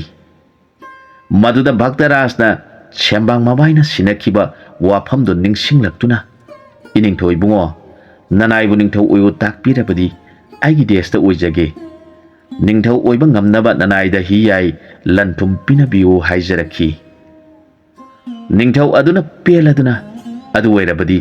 ai leibakta leiriba hi yai chelaba samu angoba sibo phaduna pujakhro adubu nakoi ani hana longnaba tawkisi khanaduna konung sange tawbada mantri na ningthau oiduna leikhibana kana amata konungda thajandrabada ningthau aduna ayak leibaga sida palamba ningthau aduni hairubada makoibu ningthau manai singna phanaba tawruklabada bonamuk selaktuna leirabada sembangna paikhiduna samu angaubabu mabungo mabema animangna nangbu ngaiduna lehore pau tamlubadagi samuna sembangi matung induna lakpana makoina leiriba mafamdu yaurabada Bhaktaraj amadi Bageshwari kaubi anibu uzjabada mahakpu yokpiramba hanuba mapa amadi hanubi mama anidubu oina ujakhi handaki Bhaktaraj amadi Bageshwari hairiba anisi bonda lainingduna lerambi hanuba aduga hanubi adugana amu hana taibangda halaktuna polakpani aduna samu angaubana makoi anibu uzabada mamitegi mapi taraduna makoi anida khurumjakhibani mahak Bageshwari kaubi ibemadugi phiji pairaduna ima nahaknadi nasabu khanglamloi nahakpu kainabadi nasaigi thamoina kayada wajakhiba pungamdraba maisak khanglingaida ipa hoiba mahakna su nasabu thadokpiramlaga thambiramki nakoi anigi maisakna sangsar sidi kari kanagani asibana konaduna salibani aduna aina amu nupi thiduna isa thamlamlaroi khanjaduna nupi thiraroi nupi thiba tarabadi isa hek yorakpaga ihak sege khanduna akanba wasak leikhre Bhaktaraj kauba ibungo asina mantri ga lan thengnaba tarabada sembangna pau hana hairubadagi samu angaubudu lakhibani lanaduda magaluna tinajaba samu giri mantri akanma samu amaga thengnabada makhoi animak sirabada giri kauba samuduna magi atama aduna samu angaububu yengladuna magi nupi amasung magi polakadoriba machabo mangonda sinaramba magi nuksijarabi binda kaubi samudugi garbada magi marup samu angaubagi aurastagi amu hana taibangda mabu pohanbiu haijakhiba maduna maram oiraga samu angaubana magi mathakta Bhaktaraj po tonghalle aduga mama saklabi mabe mabu samu girigi nupi bindagi mathakta tonghanduna maraibak yorakhibani handa girigi nupi bindagi pokliba masasina samu angaubadubu mabu popiba mapani haina khankhre binda kaubi samu amo madunasu magi mamangda samu angaubabu giri kauba samu mahak mangni khalu hairambagi matungina samu angaubabu binda kaubi samuna yamna ningjakhi Bhaktaraj kauba ibungo aduna ningthau oiduna Bageshwari kaubi ibe maduna rani oiduna palakpa matamda sai kharagi matungda samu masanupi aduna hek mayum pankhibadagi mabungbo ningsingduna mamitegi mapi nongma kangdana lairakpasi uraga ꯃꯄꯨꯔꯣꯏꯕ ꯁꯥꯃꯨ ꯑꯗꯨꯅ ꯍꯪꯖꯔꯛꯈꯤ, ꯏꯕꯦꯝꯃ, ꯅꯪꯅ ꯅꯨꯃꯤꯠ ꯈꯨꯗꯤꯡꯃꯛꯀꯤꯅ ꯊꯃꯣꯏ ꯅꯨꯡꯁꯤꯅ ꯅꯃꯤꯠꯇꯒꯤ ꯅꯥꯄꯤ ꯀꯥꯡꯗꯅ ꯂꯩꯔꯤꯕꯁꯤ ꯀꯔꯤ ꯃꯔꯝꯒꯤꯅꯣ? ꯃꯕꯨꯡꯉꯣꯒꯤ ꯋꯥꯗꯨ ꯇꯥꯔꯒ ꯁꯥꯃꯨ ꯑꯃꯣꯝ ꯑꯗꯨꯅ ꯈꯨꯝꯖꯔꯛꯈꯤ, ꯏꯕꯨꯡꯉꯣ, ꯑꯇꯩ ꯊꯣꯏꯗꯣꯛꯄ ꯋꯥꯐꯝꯒꯤ ꯅꯠꯆꯗꯦ. ꯑꯩꯒꯤ ꯏꯕꯨꯡ ꯃꯔꯥꯏꯕꯛ ꯊꯤꯔꯕ ꯃꯍꯥꯛꯄꯨ ꯀꯔꯝ ꯇꯧꯔꯝꯒꯅꯤ ꯈꯜꯂꯨꯕꯗ ꯑꯩꯒꯤ ꯊꯃꯣꯏꯁꯤ ꯌꯥꯝꯅ ꯋꯥꯖꯩ. ꯃꯍꯥꯛꯇꯤ ꯃꯆꯟ ꯑꯩꯕꯨ ꯌꯥꯎꯗꯅ ꯀꯔꯤꯒꯨꯝꯕ ꯑꯃꯠꯇ ꯆꯥꯗꯕꯅꯤ. ꯑꯗꯨꯅ ꯑꯩꯅ ꯀꯔꯤꯒꯨꯝꯕ ꯑꯃꯇꯪ ꯆꯥꯕꯒ ꯍꯦꯛꯇ ꯅꯤꯡꯁꯤꯡꯂꯛꯏ ꯈꯨꯝꯖꯈꯤ. ꯃꯗꯨꯗ ꯁꯥꯃꯨ ꯂꯥꯕꯗꯨꯅ ꯍꯥꯏꯔꯛꯈꯤ, ꯑꯗꯨꯛ ꯌꯥꯝꯅ ꯃꯄꯥꯡꯒꯜ ꯀꯟꯕ ꯁꯥꯃꯨ ꯃꯌꯥꯝꯒꯤ ꯂꯨꯆꯤꯡꯕ ꯑꯣꯏꯔꯤꯕ ꯃꯍꯥꯛꯄꯨ ꯀꯔꯤꯒꯤ ꯃꯔꯥꯏꯕꯛ ꯊꯤꯕ ꯍꯥꯏꯔꯤꯕꯅꯣ? ꯋꯥꯗꯨ ꯇꯥꯔꯒ ꯁꯥꯃꯨ ꯑꯃꯣꯝ ꯑꯗꯨꯅ ꯍꯥꯏꯔꯛꯈꯤ, ꯏꯕꯨꯡꯉꯣ, ꯃꯍꯥꯛꯇꯤ ꯁꯥꯃꯨ ꯑꯩꯈꯣꯏꯕꯨ ꯄꯣꯛꯄꯤꯕ ꯏꯃꯥ ꯄꯥꯕꯨꯡ ꯂꯩꯇ꯭ꯔꯕ ꯇꯥꯏꯕꯪ ꯃꯤꯑꯣꯏꯕ ꯂꯥꯏꯅꯤꯡꯕ ꯍꯅꯨꯕ ꯑꯃꯒ ꯍꯅꯨꯕꯤ ꯑꯃꯒꯅ ꯌꯣꯛꯄꯤꯔꯛꯈꯤ. ꯃꯈꯣꯏ ꯑꯅꯤꯗꯨꯁꯨ ꯂꯩꯈꯤꯗꯕꯗ ꯑꯩꯒꯤ ꯏꯕꯨꯡꯅ ꯈꯟꯈꯤ, ꯇꯥꯏꯕꯪ ꯄꯥꯟꯕ ꯍꯥꯏꯕꯁꯤꯗꯤ ꯑꯋꯥꯕꯒꯤ ꯁꯔꯨꯛꯅꯤ. ꯖꯤꯕ ꯄꯨꯝꯅꯃꯛ ꯑꯁꯤꯕꯒꯤ ꯄꯤꯕꯨꯡꯅꯨꯡꯗ ꯂꯩꯔꯤꯕꯅꯤ. ꯑꯩꯅ ꯏꯄꯥ ꯏꯃꯥ ꯀꯥꯏꯅꯕꯗ ꯑꯋꯥꯕꯁꯤ ꯁꯔꯨꯛ ꯐꯪꯂꯤꯕꯁꯤ ꯑꯩꯁꯨ ꯅꯨꯄꯤ ꯊꯤꯗꯨꯅ ꯏꯆꯥ ꯙꯥꯔ ꯊꯝꯂꯝꯂꯕꯗꯤ ꯃꯈꯣꯏꯁꯨ ꯁꯣꯏꯗꯅ ꯑꯋꯥꯕꯁꯤ ꯅꯣꯡꯃꯗꯤ ꯐꯪꯒꯅꯤ. ꯑꯗꯨꯅ ꯅꯨꯄꯤ ꯊꯤꯔꯔꯣꯏ ꯍꯥꯏꯗꯨꯅ ꯋꯥꯁꯛꯈꯤ. ꯃꯗꯨꯒꯤꯗꯃꯛ ꯈꯜꯂꯨꯕꯗ ꯑꯩꯒꯤ ꯄꯤꯔꯥꯡ ꯑꯁꯤ ꯀꯪꯉꯨ ꯍꯥꯏꯕ ꯌꯥꯗ꯭ꯔꯤꯕꯅꯤ ꯈꯨꯝꯈꯤ. ꯁꯥꯃꯨ ꯑꯃꯣꯝ ꯑꯗꯨꯒꯤ ꯋꯥꯗꯨ ꯇꯥꯔꯒ ꯃꯄꯨꯔꯣꯏꯕ ꯑꯗꯨꯅ ꯈꯜꯂꯤ, ꯑꯗꯨꯛ ꯃꯄꯥꯡꯒꯜ ꯀꯟꯈ꯭ꯔꯕ ꯄꯨꯝꯅꯃꯛꯇꯒꯤ ꯊꯣꯏꯔꯕ ꯃꯍꯥꯛꯅ ꯁꯪꯁꯥꯔꯒꯤ ꯑꯋꯥꯕꯁꯤ ꯎꯕꯤꯗꯨꯅ ꯂꯥꯏꯅꯤꯡꯕ ꯁꯥꯗꯨꯒꯨꯝ ꯌꯨꯝ ꯄꯥꯟꯗꯅ ꯂꯩꯔꯤꯕ, ꯃꯍꯥꯛꯁꯤ ꯀꯌꯥꯗ ꯑꯊꯣꯏꯕ ꯈꯪꯕ ꯑꯣꯏꯔꯤꯕ. ꯑꯗꯨꯅꯗꯤ ꯑꯩꯈꯣꯏ ꯑꯅꯤ ꯆꯠꯇꯨꯅ ꯏꯕꯥꯏꯒꯤ ꯃꯐꯝꯗ ꯈꯨꯔꯨꯝꯖꯔꯨꯁꯤ ꯍꯥꯏꯔꯛꯈꯤ. ꯁꯥꯃꯨ ꯑꯃꯣꯝꯗꯨ ꯋꯥꯗꯨ ꯇꯥꯔꯒ ꯌꯥꯝꯅ ꯅꯨꯡꯉꯥꯏꯖꯔꯦ. ꯃꯈꯣꯏ ꯑꯅꯤꯃꯛ ꯁꯥꯃꯨ ꯑꯉꯧꯕꯒꯤ ꯂꯩꯐꯝ ꯊꯤꯔꯛꯂꯦ. ꯃꯈꯣꯏꯅ ꯍꯥꯟꯅ ꯂꯨꯍꯣꯡꯂꯛꯈꯤꯕ ꯃꯐꯝꯗꯨ ꯌꯧꯔꯕꯗ ꯁꯥꯃꯨ ꯃꯌꯥꯝꯒ ꯎꯅꯔꯦ. ꯁꯥꯃꯨꯁꯤꯡ ꯑꯗꯨꯅ ꯃꯍꯥꯛꯇꯤ ꯃꯂꯌꯥ ꯄꯔꯕꯠꯀꯤ ꯅꯤꯡꯊꯧ ꯍꯦꯝꯕꯒꯤ ꯂꯥꯠ ꯌꯥꯎꯕ ꯆꯠꯈꯤꯕꯗꯒꯤ ꯃꯍꯥꯛꯀꯤ ꯃꯃꯥ ꯅꯤꯡꯊꯧ ꯚꯛꯇꯔꯥꯖꯒꯤ ꯈꯣꯡꯅꯦꯠ ꯁꯥ ꯑꯣꯏꯗꯨꯅ ꯚꯛꯇꯔꯥꯖꯒꯤ ꯗꯦꯁꯇ ꯂꯩꯈ꯭ꯔꯦ ꯇꯝꯂꯝꯃꯤ. ꯋꯥꯗꯨ ꯇꯥꯔꯒ ꯁꯥꯃꯨ ꯑꯃꯣꯝ ꯑꯁꯤ ꯌꯥꯝꯅ ꯃꯊ꯭ꯋꯥꯏ ꯅꯨꯡꯉꯥꯏꯔꯝꯗꯦ. ꯃꯍꯥꯛꯅ ꯃꯕꯨꯡꯕꯨ ꯀꯧꯔꯒꯦ ꯈꯜꯂꯛꯂꯦ. ꯃꯅꯥꯇꯣꯟ ꯋꯥꯡꯅ ꯊꯥꯡꯒꯠꯇꯨꯅ ꯍꯧꯅ ꯃꯕꯨꯡꯕꯨ ꯀꯧꯔꯛꯂꯦ. ꯂꯥꯏꯒꯤ ꯂꯥꯏꯁꯥ ꯑꯣꯏꯕ ꯁꯥꯃꯨ ꯑꯉꯧꯕꯅ ꯃꯆꯟꯒꯤ ꯈꯣꯟꯖꯦꯜ ꯇꯥꯔꯕꯗ ꯕꯦꯗꯥ ꯀꯧꯕꯤ ꯁꯥꯃꯨ ꯑꯃꯣꯝꯕꯨ ꯌꯦꯡꯖꯔꯒ ꯍꯥꯏꯔꯛꯈꯤ, ꯏꯕꯦꯝꯃ, ꯅꯍꯥꯛ ꯏꯅꯤꯡꯊꯧꯒꯤ ꯀꯣꯅꯨꯡ ꯅꯤꯡꯊꯤꯅ ꯉꯥꯛꯂꯝꯃꯨ. ꯑꯩꯍꯥꯛ ꯏꯆꯟꯅꯨꯄꯤꯅ ꯀꯧꯔꯤ, ꯃꯍꯥꯛꯀꯤ ꯃꯅꯥꯛꯇ ꯆꯠꯂꯨꯈꯤꯒꯦ ꯍꯥꯏꯔꯒ ꯃꯕꯨꯡꯉꯣ ꯃꯕꯦꯝꯃ ꯑꯅꯤꯒꯤ ꯃꯅꯥꯛꯇ ꯆꯪꯁꯤꯜꯂꯛꯇꯨꯅ ꯈꯨꯔꯨꯝꯖꯈꯤ. ꯃꯗꯨ ꯎꯔꯒ ꯚꯛꯇꯔꯥꯖꯅ ꯃꯕꯥꯏ ꯁꯦꯝꯕꯥꯡ ꯌꯦꯡꯂꯒ ꯍꯥꯏꯖꯔꯛꯈꯤ, ꯏꯕꯥꯏ, ꯃꯍꯥꯛꯅ ꯍꯥꯏꯔꯤꯕꯁꯤ ꯀꯔꯤ ꯍꯥꯏꯔꯤꯕꯅꯣ? ꯁꯦꯝꯕꯥꯡ ꯃꯕꯥꯏꯅ ꯍꯥꯏꯔꯛꯈꯤ, ꯏꯕꯨꯡꯉꯣ, ꯃꯥꯒꯤ ꯃꯆꯟꯅꯨꯄꯤꯅ ꯃꯥꯕꯨ ꯀꯧꯔꯤ. ꯃꯗꯨꯒꯤꯗꯃꯛ ꯃꯍꯥꯛ ꯆꯠꯆꯔꯨꯈꯤꯒꯦ ꯍꯥꯏꯔꯤꯕꯅꯤ. ꯋꯥꯗꯨ ꯇꯥꯔꯒ ꯚꯛꯇꯔꯥꯖꯅ ꯅꯨꯡꯁꯤꯅ ꯌꯦꯡꯂꯒ ꯍꯥꯏꯔꯛꯈꯤ, ꯆꯠꯆꯔꯨꯔꯣ, ꯆꯠꯆꯔꯨꯔꯣ, ꯅꯆꯟꯅꯨꯄꯤꯕꯨ ꯎꯅꯖꯔꯨꯔꯣ. ꯅꯤꯡꯊꯧꯒꯤ ꯌꯥꯊꯪ ꯐꯪꯂꯕꯗ ꯁꯥꯃꯨ ꯑꯉꯧꯕ ꯊꯤꯡꯊꯕ ꯇꯧꯗꯅ ꯃꯆꯟꯅꯨꯄꯤꯅ ꯀꯧꯔꯛꯂꯤꯕ ꯃꯥꯏꯀꯩ ꯇꯝꯅ ꯂꯥꯛꯈꯤ. ꯃꯥꯅ ꯑꯁꯣꯡꯕꯁꯤꯡ ꯃꯥꯟ ꯁꯝꯗꯨꯅ ꯂꯥꯛꯄꯗ ꯆꯥꯎꯈ꯭ꯔꯕ ꯏꯁꯤꯡ ꯂꯩꯕ ꯄꯨꯈ꯭ꯔꯤ ꯑꯃ ꯊꯦꯡꯅꯔꯦ. ꯄꯨꯈ꯭ꯔꯤ ꯑꯗꯨꯗ ꯆꯥꯎꯈ꯭ꯔꯕ ꯂꯩꯔꯦꯟ ꯑꯃꯅ ꯁꯥꯃꯨ ꯑꯆꯧꯕ ꯑꯃ ꯃꯈꯣꯡꯗ ꯂꯩꯔꯦꯟꯒꯤ ꯃꯁꯥꯗꯨꯅ ꯌꯦꯠꯂꯒ ꯏꯁꯤꯡꯗ ꯆꯤꯡꯊꯅꯕ ꯀꯟꯅ ꯍꯣꯠꯅꯗꯨꯅ ꯂꯩꯔꯝꯃꯤ. ꯁꯥꯃꯨ ꯑꯗꯨꯅ ꯎꯄꯥꯏ ꯂꯩꯇꯗꯨꯅ ꯋꯥꯅ ꯂꯩꯔꯝꯕꯗꯨ ꯊꯦꯡꯅꯔꯨꯔꯦ. ꯁꯥꯃꯨ ꯑꯉꯧꯕꯅ ꯃꯗꯨꯕꯨ ꯎꯔꯒ ꯌꯥꯝꯅ ꯁꯥꯎꯈ꯭ꯔꯦ. ꯃꯍꯥꯄꯥꯄꯤ ꯂꯩꯔꯦꯟ, ꯅꯍꯥꯛ ꯈꯪꯒꯅꯤ ꯍꯥꯏꯗꯨꯅ ꯂꯩꯔꯦꯟ ꯑꯗꯨꯅ ꯁꯥꯃꯨꯗ ꯌꯦꯠꯂꯤꯕ ꯃꯁꯥꯗꯨ ꯃꯅꯥꯇꯣꯟꯅ ꯀꯣꯠꯇꯨꯅ ꯆꯤꯡꯂꯦ. ꯃꯗꯨꯗ ꯂꯩꯔꯦꯟ ꯑꯗꯨꯅ ꯊꯥꯗꯣꯛꯄ ꯂꯩꯇ꯭ꯔꯕꯗ ꯁꯥꯃꯨ ꯑꯉꯧꯕꯅꯁꯨ ꯆꯤꯡꯕ ꯂꯦꯞꯇ꯭ꯔꯕꯗ ꯂꯩꯔꯦꯟ ꯁꯥꯃꯨ ꯑꯅꯤꯃꯛ ꯈꯔ ꯈꯔ ꯆꯤꯡꯈꯠꯂꯛꯇꯨꯅ ꯂꯩꯔꯥꯏ ꯌꯧꯔꯝꯗꯥꯏꯗ ꯂꯩꯔꯦꯟ ꯑꯗꯨꯅ ꯈꯜꯂꯤ, ꯂꯥꯛꯂꯤꯕ ꯁꯥꯃꯨ ꯑꯁꯤꯗꯤ ꯑꯣꯟꯊꯣꯛꯅ ꯀꯟꯈ꯭ꯔꯦꯗ. ꯑꯩꯈꯣꯏ ꯑꯅꯤꯕꯨ ꯃꯥꯅ ꯆꯤꯡꯕꯗ ꯈꯥꯡꯕ ꯉꯝꯗꯦ. ꯑꯗꯨꯅꯗꯤ ꯑꯩꯍꯥꯛ ꯍꯥꯟꯅꯒꯤ ꯁꯥꯃꯨꯁꯤ ꯊꯥꯗꯣꯛꯂꯒ ꯃꯥꯕꯨ ꯍꯥꯟꯅ ꯍꯥꯠꯂꯒꯦ ꯈꯟꯗꯨꯅ ꯊꯨꯅ ꯁꯥꯃꯨꯒꯤ ꯃꯁꯥꯗꯒꯤ ꯌꯦꯠꯂꯤꯕꯗꯨ ꯊꯥꯗꯣꯛꯈꯤ.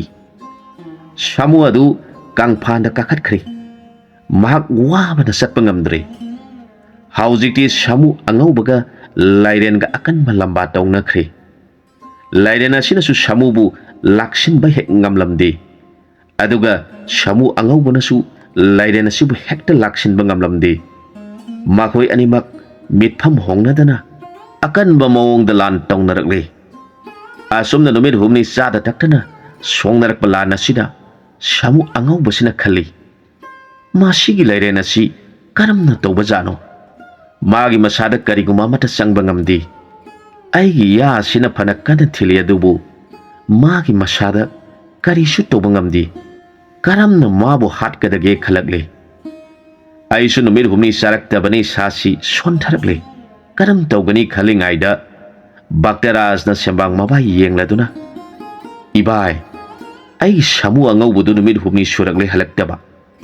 ꯃꯍꯥꯛ ꯀꯔꯤ ꯇꯧꯔꯤꯕꯒꯦ ꯌꯦꯡꯕꯤꯌꯨ ꯍꯥꯏꯔꯛꯈꯤ꯫ ꯃꯁꯦꯟꯒꯤ ꯋꯥꯗꯨ ꯇꯥꯔꯒ ꯁꯦꯝꯕꯥꯡꯅ ꯌꯦꯡꯕꯗ ꯁꯥꯃꯨ ꯑꯉꯧꯕꯗꯨ ꯆꯥꯎꯔꯕ ꯂꯥꯏꯔꯦꯟ ꯑꯃꯒ ꯊꯦꯡꯅꯗꯨꯅ ꯑꯋꯥꯕ ꯇꯥꯔꯤꯕꯗꯨ ꯎꯔꯦ꯫ ꯁꯦꯝꯕꯥꯡꯅ ꯃꯁꯦꯟꯕꯨ ꯌꯦꯡꯂꯗꯨꯅ ꯍꯥꯏꯔꯛꯈꯤ, ꯏꯕꯨꯡꯉꯣ, ꯁꯥꯃꯨ ꯑꯉꯧꯕꯗꯨ ꯑꯋꯥꯕ ꯇꯥꯔꯦ꯫ ꯃꯍꯥꯛ ꯂꯥꯏꯔꯦꯟ ꯑꯃꯒ ꯂꯥꯟ ꯁꯣꯛꯅꯗꯨꯅ ꯂꯩꯔꯦ꯫ ꯑꯩꯅ ꯆꯠꯇꯨꯅ ꯃꯍꯥꯛꯀꯤ ꯃꯇꯦꯡ ꯄꯥꯡꯂꯨꯗ꯭ꯔꯕꯗꯤ ꯃꯍꯥꯛ ꯑꯋꯥꯕ ꯇꯥꯗꯨꯅ ꯂꯩꯔꯒꯅꯤ꯫ ꯏꯕꯥꯏ ꯆꯠꯂꯨꯈꯤꯒꯦ, ꯃꯥꯒꯤ ꯃꯇꯦꯡ ꯄꯥꯡꯂꯨꯈꯤꯒꯦ ꯍꯥꯏꯔꯒ ꯁꯦꯝꯕꯥꯡ ꯄꯥꯏꯈ꯭ꯔꯦ꯫ ꯁꯦꯝꯕꯥꯡ ꯌꯧꯔꯛꯂꯕꯗ ꯁꯦꯝꯕꯥꯡ ꯑꯗꯨꯅ ꯁꯥꯃꯨ ꯑꯉꯧꯕꯕꯨ ꯌꯦꯡꯂꯗꯨꯅ ꯍꯥꯏꯔꯛꯈꯤ, ꯏꯕꯨꯡꯉꯣ, ꯅꯍꯥꯛꯅ ꯂꯥꯏꯔꯦꯟ ꯑꯗꯨꯕꯨ ꯄꯨꯈ꯭ꯔꯤ ꯑꯗꯨꯒꯤ ꯃꯅꯨꯡꯗ ꯁꯣꯛꯅꯔꯤꯕ ꯂꯥꯟ ꯑꯗꯨ ꯃꯍꯥꯛꯄꯨ ꯅꯍꯥꯛꯅ ꯃꯥꯏꯊꯤꯕ ꯄꯤꯕ ꯉꯝꯂꯔꯣꯏ꯫ ꯑꯗꯨꯅ ꯅꯍꯥꯛꯅ ꯃꯍꯥꯛꯄꯨ ꯄꯨꯈ꯭ꯔꯤꯗꯒꯤ ꯅꯅꯥꯇꯣꯟꯅ ꯀꯣꯠꯇꯨꯅ ꯄꯨꯈ꯭ꯔꯤ ꯃꯊꯛꯇ ꯂꯪꯈꯠꯂꯨ, ꯑꯗꯨꯒ ꯍꯥꯠꯂꯨ ꯍꯥꯏꯔꯛꯈꯤ꯫ ꯁꯦꯝꯕꯥꯡꯅ ꯁꯥꯃꯨꯗ ꯍꯥꯏꯔꯤꯕ ꯋꯥꯗꯨ ꯇꯥꯔꯒ ꯂꯥꯏꯔꯦꯟ ꯌꯥꯝꯅ ꯁꯥꯎꯈ꯭ꯔꯦ꯫ ꯃꯍꯥꯄꯥꯄꯤ ꯁꯦꯝꯕꯥꯡ, ꯅꯪꯅ ꯑꯩꯅ ꯁꯤꯅꯕ ꯂꯝꯕꯤ ꯇꯥꯛꯈ꯭ꯔꯦ ꯈꯜꯂꯤꯉꯩꯗ ꯁꯥꯃꯨꯅ ꯃꯅꯥꯇꯣꯟ ꯑꯗꯨꯅ ꯆꯥꯎꯈ꯭ꯔꯕ ꯂꯥꯏꯔꯦꯟ ꯑꯗꯨꯕꯨ ꯀꯣꯠꯂꯒ ꯄꯨꯈ꯭ꯔꯤꯗꯨꯗꯒꯤ ꯂꯥꯏꯔꯥꯏꯗ ꯂꯪꯈꯠꯈ꯭ꯔꯦ꯫ ꯂꯥꯏꯔꯦꯟ ꯑꯗꯨ ꯂꯥꯏꯔꯥꯏ ꯊꯛꯇ ꯍꯦꯛ ꯇꯥꯕꯒ ꯁꯣꯟꯊꯈ꯭ꯔꯦ, ꯂꯦꯡꯕ ꯑꯣꯠꯄ ꯉꯝꯈꯤꯗ꯭ꯔꯦ꯫ ꯁꯥꯃꯨ ꯑꯗꯨꯅ ꯃꯌꯥ ꯑꯅꯤꯗꯨꯅ ꯊꯤꯟꯗꯨꯅ ꯍꯥꯠꯈ꯭ꯔꯦ꯫ ꯁꯦꯝꯕꯥꯡꯅ ꯇꯥꯛꯄꯒꯤ ꯃꯇꯨꯡ ꯏꯟꯅ ꯁꯥꯃꯨꯅ ꯂꯥꯏꯔꯦꯟ ꯑꯗꯨ ꯃꯀꯛ 8 ꯊꯣꯛꯅ ꯃꯌꯥꯗꯨꯅ ꯊꯤꯟꯗꯨꯅ ꯀꯛꯊꯠꯂꯒ ꯑꯇꯣꯡꯕ ꯃꯐꯝ ꯌꯦꯡꯂꯗꯨꯅ ꯃꯅꯤꯡ ꯃꯃꯥꯡ ꯑꯣꯟꯊꯣꯛꯅꯅ ꯐꯨꯝꯈꯤ꯫ ꯁꯥꯃꯨꯅ ꯂꯥꯏꯔꯦꯟ ꯑꯁꯤꯒꯤ ꯃꯔꯝꯗ ꯍꯪꯖꯈꯤ꯫ ꯁꯦꯝꯕꯥꯡꯅ ꯍꯥꯏꯔꯛꯈꯤ, ꯍꯧꯖꯤꯛ ꯃꯥꯒꯤ ꯃꯔꯝꯗ ꯋꯥꯔꯤ ꯂꯤꯕ ꯃꯇꯝ ꯅꯠꯇꯦ꯫ ꯃꯥꯒꯤ ꯋꯥꯔꯤꯗꯤ ꯌꯥꯝꯅ ꯁꯥꯡꯈ꯭ꯔꯦ꯫ ꯅꯍꯥꯛꯅ ꯊꯨꯅ ꯆꯠꯇꯨꯅ ꯅꯆꯟꯅꯨꯄꯤ ꯍꯥꯟꯅ ꯎꯅꯔꯨꯈꯣ꯫ ꯃꯥꯒꯤ ꯋꯥꯔꯤꯗꯤ ꯅꯪꯅ ꯅꯆꯟꯅꯨꯄꯤ ꯎꯅꯔꯨꯔꯒ ꯍꯜꯂꯛꯄꯗ ꯂꯤꯕꯤꯔꯒꯦ ꯍꯥꯏꯈꯤ꯫ ꯑꯁꯣꯝꯗꯅ ꯃꯆꯟꯅꯨꯄꯤ ꯑꯗꯨ ꯃꯥꯅ 3ꯂꯛ ꯀꯧꯔꯛꯄꯗ ꯃꯕꯨꯡ ꯌꯧꯔꯛꯀꯅꯤ ꯍꯥꯏꯈꯤꯕꯗꯨ ꯅꯨꯃꯤꯠ 3 ꯂꯥꯛꯇ꯭ꯔꯕꯗ ꯃꯄꯨꯛꯅꯤꯡ ꯌꯥꯝꯅ ꯅꯨꯡꯁꯤꯈꯤ꯫ ꯃꯍꯥꯛꯅ ꯈꯟꯈꯤ, ꯑꯩꯒꯤ ꯏꯕꯨꯡꯅ ꯑꯩꯕꯨ ꯀꯔꯤꯃꯠꯇ ꯅꯨꯡꯁꯤꯕꯤꯕ ꯅꯠꯇꯦ, ꯑꯗꯨꯅ ꯃꯥꯅ ꯂꯥꯛꯇ꯭ꯔꯤꯕꯗꯤ ꯃꯍꯥꯛꯅ ꯂꯥꯛꯇ꯭ꯔꯕꯗꯤ ꯑꯩꯍꯥꯛ ꯀꯔꯤꯃꯠꯇ ꯆꯥꯗꯅ ꯁꯤꯔꯒꯦ ꯈꯟꯈ꯭ꯔꯦ꯫ ꯅꯨꯃꯤꯠ 3ꯗꯨ ꯃꯍꯥꯛ ꯆꯥꯗ ꯊꯛꯇꯨꯅ ꯂꯩꯔꯕꯗ ꯃꯄꯨꯔꯣꯏꯕ ꯁꯥꯃꯨꯅ ꯍꯪꯂꯛꯈꯤ, ꯀꯔꯤꯒꯤꯅꯣ ꯅꯪꯅ ꯆꯥꯗ ꯊꯛꯇꯨꯅ ꯂꯩꯔꯤꯕꯗꯨ? ꯅꯁꯥꯗꯨ ꯌꯥꯝꯅ ꯁꯣꯟꯊꯔꯛꯂꯒꯅꯤ ꯍꯥꯏꯔꯛꯂꯕꯗ ꯃꯥꯅ ꯈꯨꯝꯖꯈꯤ, ꯑꯩꯒꯤ ꯏꯕꯨꯡꯗꯨ ꯂꯩꯈꯤꯗ꯭ꯔꯕ꯭ꯔꯥ, ꯅꯠꯇ꯭ꯔꯒ ꯀꯔꯝꯕ ꯑꯋꯥꯕ ꯑꯃ ꯌꯥꯎꯔꯕ꯭ꯔꯥ, ꯑꯃꯗꯤ ꯁꯣꯏꯗꯅ ꯊꯣꯛꯂꯝꯂꯒꯅꯤ꯫ ꯏꯕꯨꯡꯒꯤ ꯃꯁꯛ ꯎꯖꯕ ꯐꯪꯗ꯭ꯔꯕꯗꯤ ꯑꯩ ꯀꯔꯤꯃꯠꯇ ꯆꯥꯗꯅ ꯁꯤꯔꯒꯅꯤ꯫ ꯁꯥꯃꯨ ꯂꯥꯕꯗꯨ ꯃꯥꯒꯤ ꯅꯨꯄꯤꯒꯤ ꯋꯥ ꯇꯥꯔꯒ ꯃꯊꯃꯣꯏꯗꯨ ꯌꯥꯝꯅ ꯋꯥꯖꯈꯤ꯫ ꯁꯥꯃꯨ ꯑꯉꯧꯕꯗꯨ ꯁꯦꯝꯕꯥꯡꯒꯤ ꯋꯥꯗꯨ ꯇꯥꯔꯒ ꯄꯟꯊꯕ ꯇꯧꯗꯅ ꯀꯔꯤꯃꯠꯇ ꯆꯥꯗ ꯊꯛꯇꯅ ꯊꯨꯅ ꯂꯥꯛꯈꯤ꯫ ꯃꯥꯅ ꯌꯧꯔꯛꯄ ꯎꯕꯗ ꯁꯥꯃꯨ ꯃꯌꯥꯝꯅ ꯑꯩꯈꯣꯏꯒꯤ ꯂꯨꯆꯤꯡꯕ ꯌꯧꯔꯛꯂꯦ ꯍꯥꯏꯗꯨꯅ ꯍꯔꯥꯎꯅꯔꯦ꯫ ꯁꯥꯃꯨ ꯃꯌꯥꯝꯅ ꯃꯥꯒꯤ ꯃꯥꯒꯤ ꯆꯥꯒꯗꯕ ꯄꯣꯠꯂꯝꯁꯤꯡꯗꯒꯤ ꯁꯥꯃꯨ ꯑꯉꯧꯕꯕꯨ ꯆꯥꯅꯕ ꯄꯣꯠꯁꯤꯡ ꯄꯨꯁꯤꯟꯅꯔꯛꯇꯨꯅ ꯊꯝꯂꯦ꯫ ꯁꯥꯃꯨ ꯑꯉꯧꯕꯗꯨꯅ ꯃꯆꯟꯒꯤ ꯅꯥꯛꯇ ꯍꯥꯟꯅ ꯆꯪꯁꯤꯜꯂꯛꯇꯨꯅ ꯍꯥꯏꯔꯛꯈꯤ, ꯏꯕꯦꯝꯃ, ꯅꯍꯥꯛꯅ ꯏꯕꯨꯡꯕꯨ ꯀꯧꯕꯗꯤ ꯀꯔꯤ ꯑꯋꯥꯕ ꯊꯦꯡꯅꯔꯕꯒꯦ? ꯏꯕꯨꯡꯗ ꯁꯦꯡꯅ ꯇꯝꯃꯨ꯫ ꯏꯆꯟꯒꯤꯗꯃꯛ ꯏꯕꯨꯡ ꯂꯩꯔꯤ ꯍꯥꯏꯔꯛꯂꯕꯗ ꯁꯥꯃꯨ ꯃꯆꯟ ꯑꯗꯨꯅ ꯌꯥꯝꯅ ꯃꯄꯨꯛꯅꯤꯡ ꯅꯨꯡꯁꯤꯅ ꯍꯥꯏꯖꯔꯛꯈꯤ, ꯏꯄꯥ ꯏꯃꯥ ꯂꯩꯈꯤꯗ꯭ꯔꯕꯁꯨ ꯏꯕꯨꯡ ꯑꯃ ꯂꯩꯖꯔꯤ ꯍꯥꯏꯗꯨꯅ ꯂꯩꯖꯔꯤꯕꯅꯤ꯫ ꯑꯗꯨꯕꯨ ꯏꯕꯨꯡꯅ ꯑꯩꯅ ꯀꯧꯖꯕꯗ ꯏꯅꯥꯛꯇ ꯂꯥꯛꯄꯤꯒꯅꯤ ꯍꯥꯏꯅ ꯕꯣꯔ ꯄꯤꯕꯤꯔꯝꯂꯒ ꯀꯔꯤꯒꯤꯗꯃꯛ ꯑꯁꯨꯛ ꯀꯨꯏꯅ ꯂꯥꯛꯄꯤꯗ꯭ꯔꯤꯕꯅꯣ? ꯏꯄꯥ ꯏꯃꯥ ꯂꯩꯈꯤꯗ꯭ꯔꯕꯗ ꯏꯕꯨꯡꯅ ꯍꯥꯏꯕꯗ injaduna laksaraba nasanaibu karigi thawai bidribano ai puning siamna nungsijai aina kaujabada ibungna lakpidrabadi mabungna nungsibidrabi masanai se sadana sijarage taujaribani masangi wadu taraka samu angawudun hairaki ibema nahangna nabung aibu warauribadu waraupam thoi adubu ibungi wasidari dako isana kaurakpaga isangi khonjangi maikai pangna thuna urak warak phauduna lakhibani adubu laigi nongdamna asong manarak aduda pukri achauba magi manungda chau khraba lairena mana samu achauba laba ma lairena yatuna arubai singda puthana ba honaduna lairamki madu ubadagi aina masi hana kallaga nangi nakta thunglage khanduna samuga lairen ga konana kang phana singkhat ke honabada ngamdre aina kanna honabagi matungda lairen aduna samu adubu thadoklaga aiga kan mamawngda lamba taunare aikoi ani numir humni subna thengnarakpada mamai thangda aigi ibungoge mabai sembang pandit lakpiduna magti pukri adugi manungda hatpa ngamloi lairai thakta pukhalaga halu hairaklabada aina mabu kan honaduna pukri adugi mathakta inatona kolaga hungale maduda mahak lengba otpa ngamdaduna leire aina ya ani asina mabu thinduna matuk taret thokna kaklaga sembang pandina takpagi matungina makok mamai amaga amaga paring thugairaga phomjillamlaga nangina nakta thune yaunaba laglibasini haujikti nahakta amuk ibungbu kaubaga lakti haiduna laikhidraba babung imabu ningsingduna aibu waraure ibungsu ising khara thalaga lakpa natana isangi nakta hana thunglaga kona charage khanduna kari amata charaktri isana nabung aibu waraurabanina ibungsu kari amata chadana sirage hairaga samu ngaubudu mamitigi pirang sintaraduna laiki mabungna hairibadu taraga masanupidu hawalaktuna mamita pirang sadum sadum taraga mabungi mafamda khurumjaki mahangna hairaki tamo aihak lanjakre tamona tambiriba maramsing adudi nasana khangdabana mabung amana masana mabu nungsibidre khanjarure aduna ipungning yamna nungsirure mabungna nungsibidraba masanaibu sadabana sirage khalure haujikti ibungi wata zaraga nasange pungning apenbo oijare nasan wakhan mapung phadri bini khanbiduna nasan bu ngakpiduna lairiba sa thakpuna maksi isini pai khoyani hanagi gum saminarasi haijarakhi masange wahaidu taraga samu angaubodu masanbu munna yengjaraga pirang sadum sadum chintaraduna masan hairibadu yakhi makoi animak pirang sinta sintaraduna lairiba potsingdu saminakhi masin mokpagi bataudu uzaraga lairiba samu mayam aduna kayada nungsinariba masin mokpano khanaduna tumin tumin miludagi pirang sintanakhi masida samu masan ni paduna changlaktuna mabaida khurumjakhi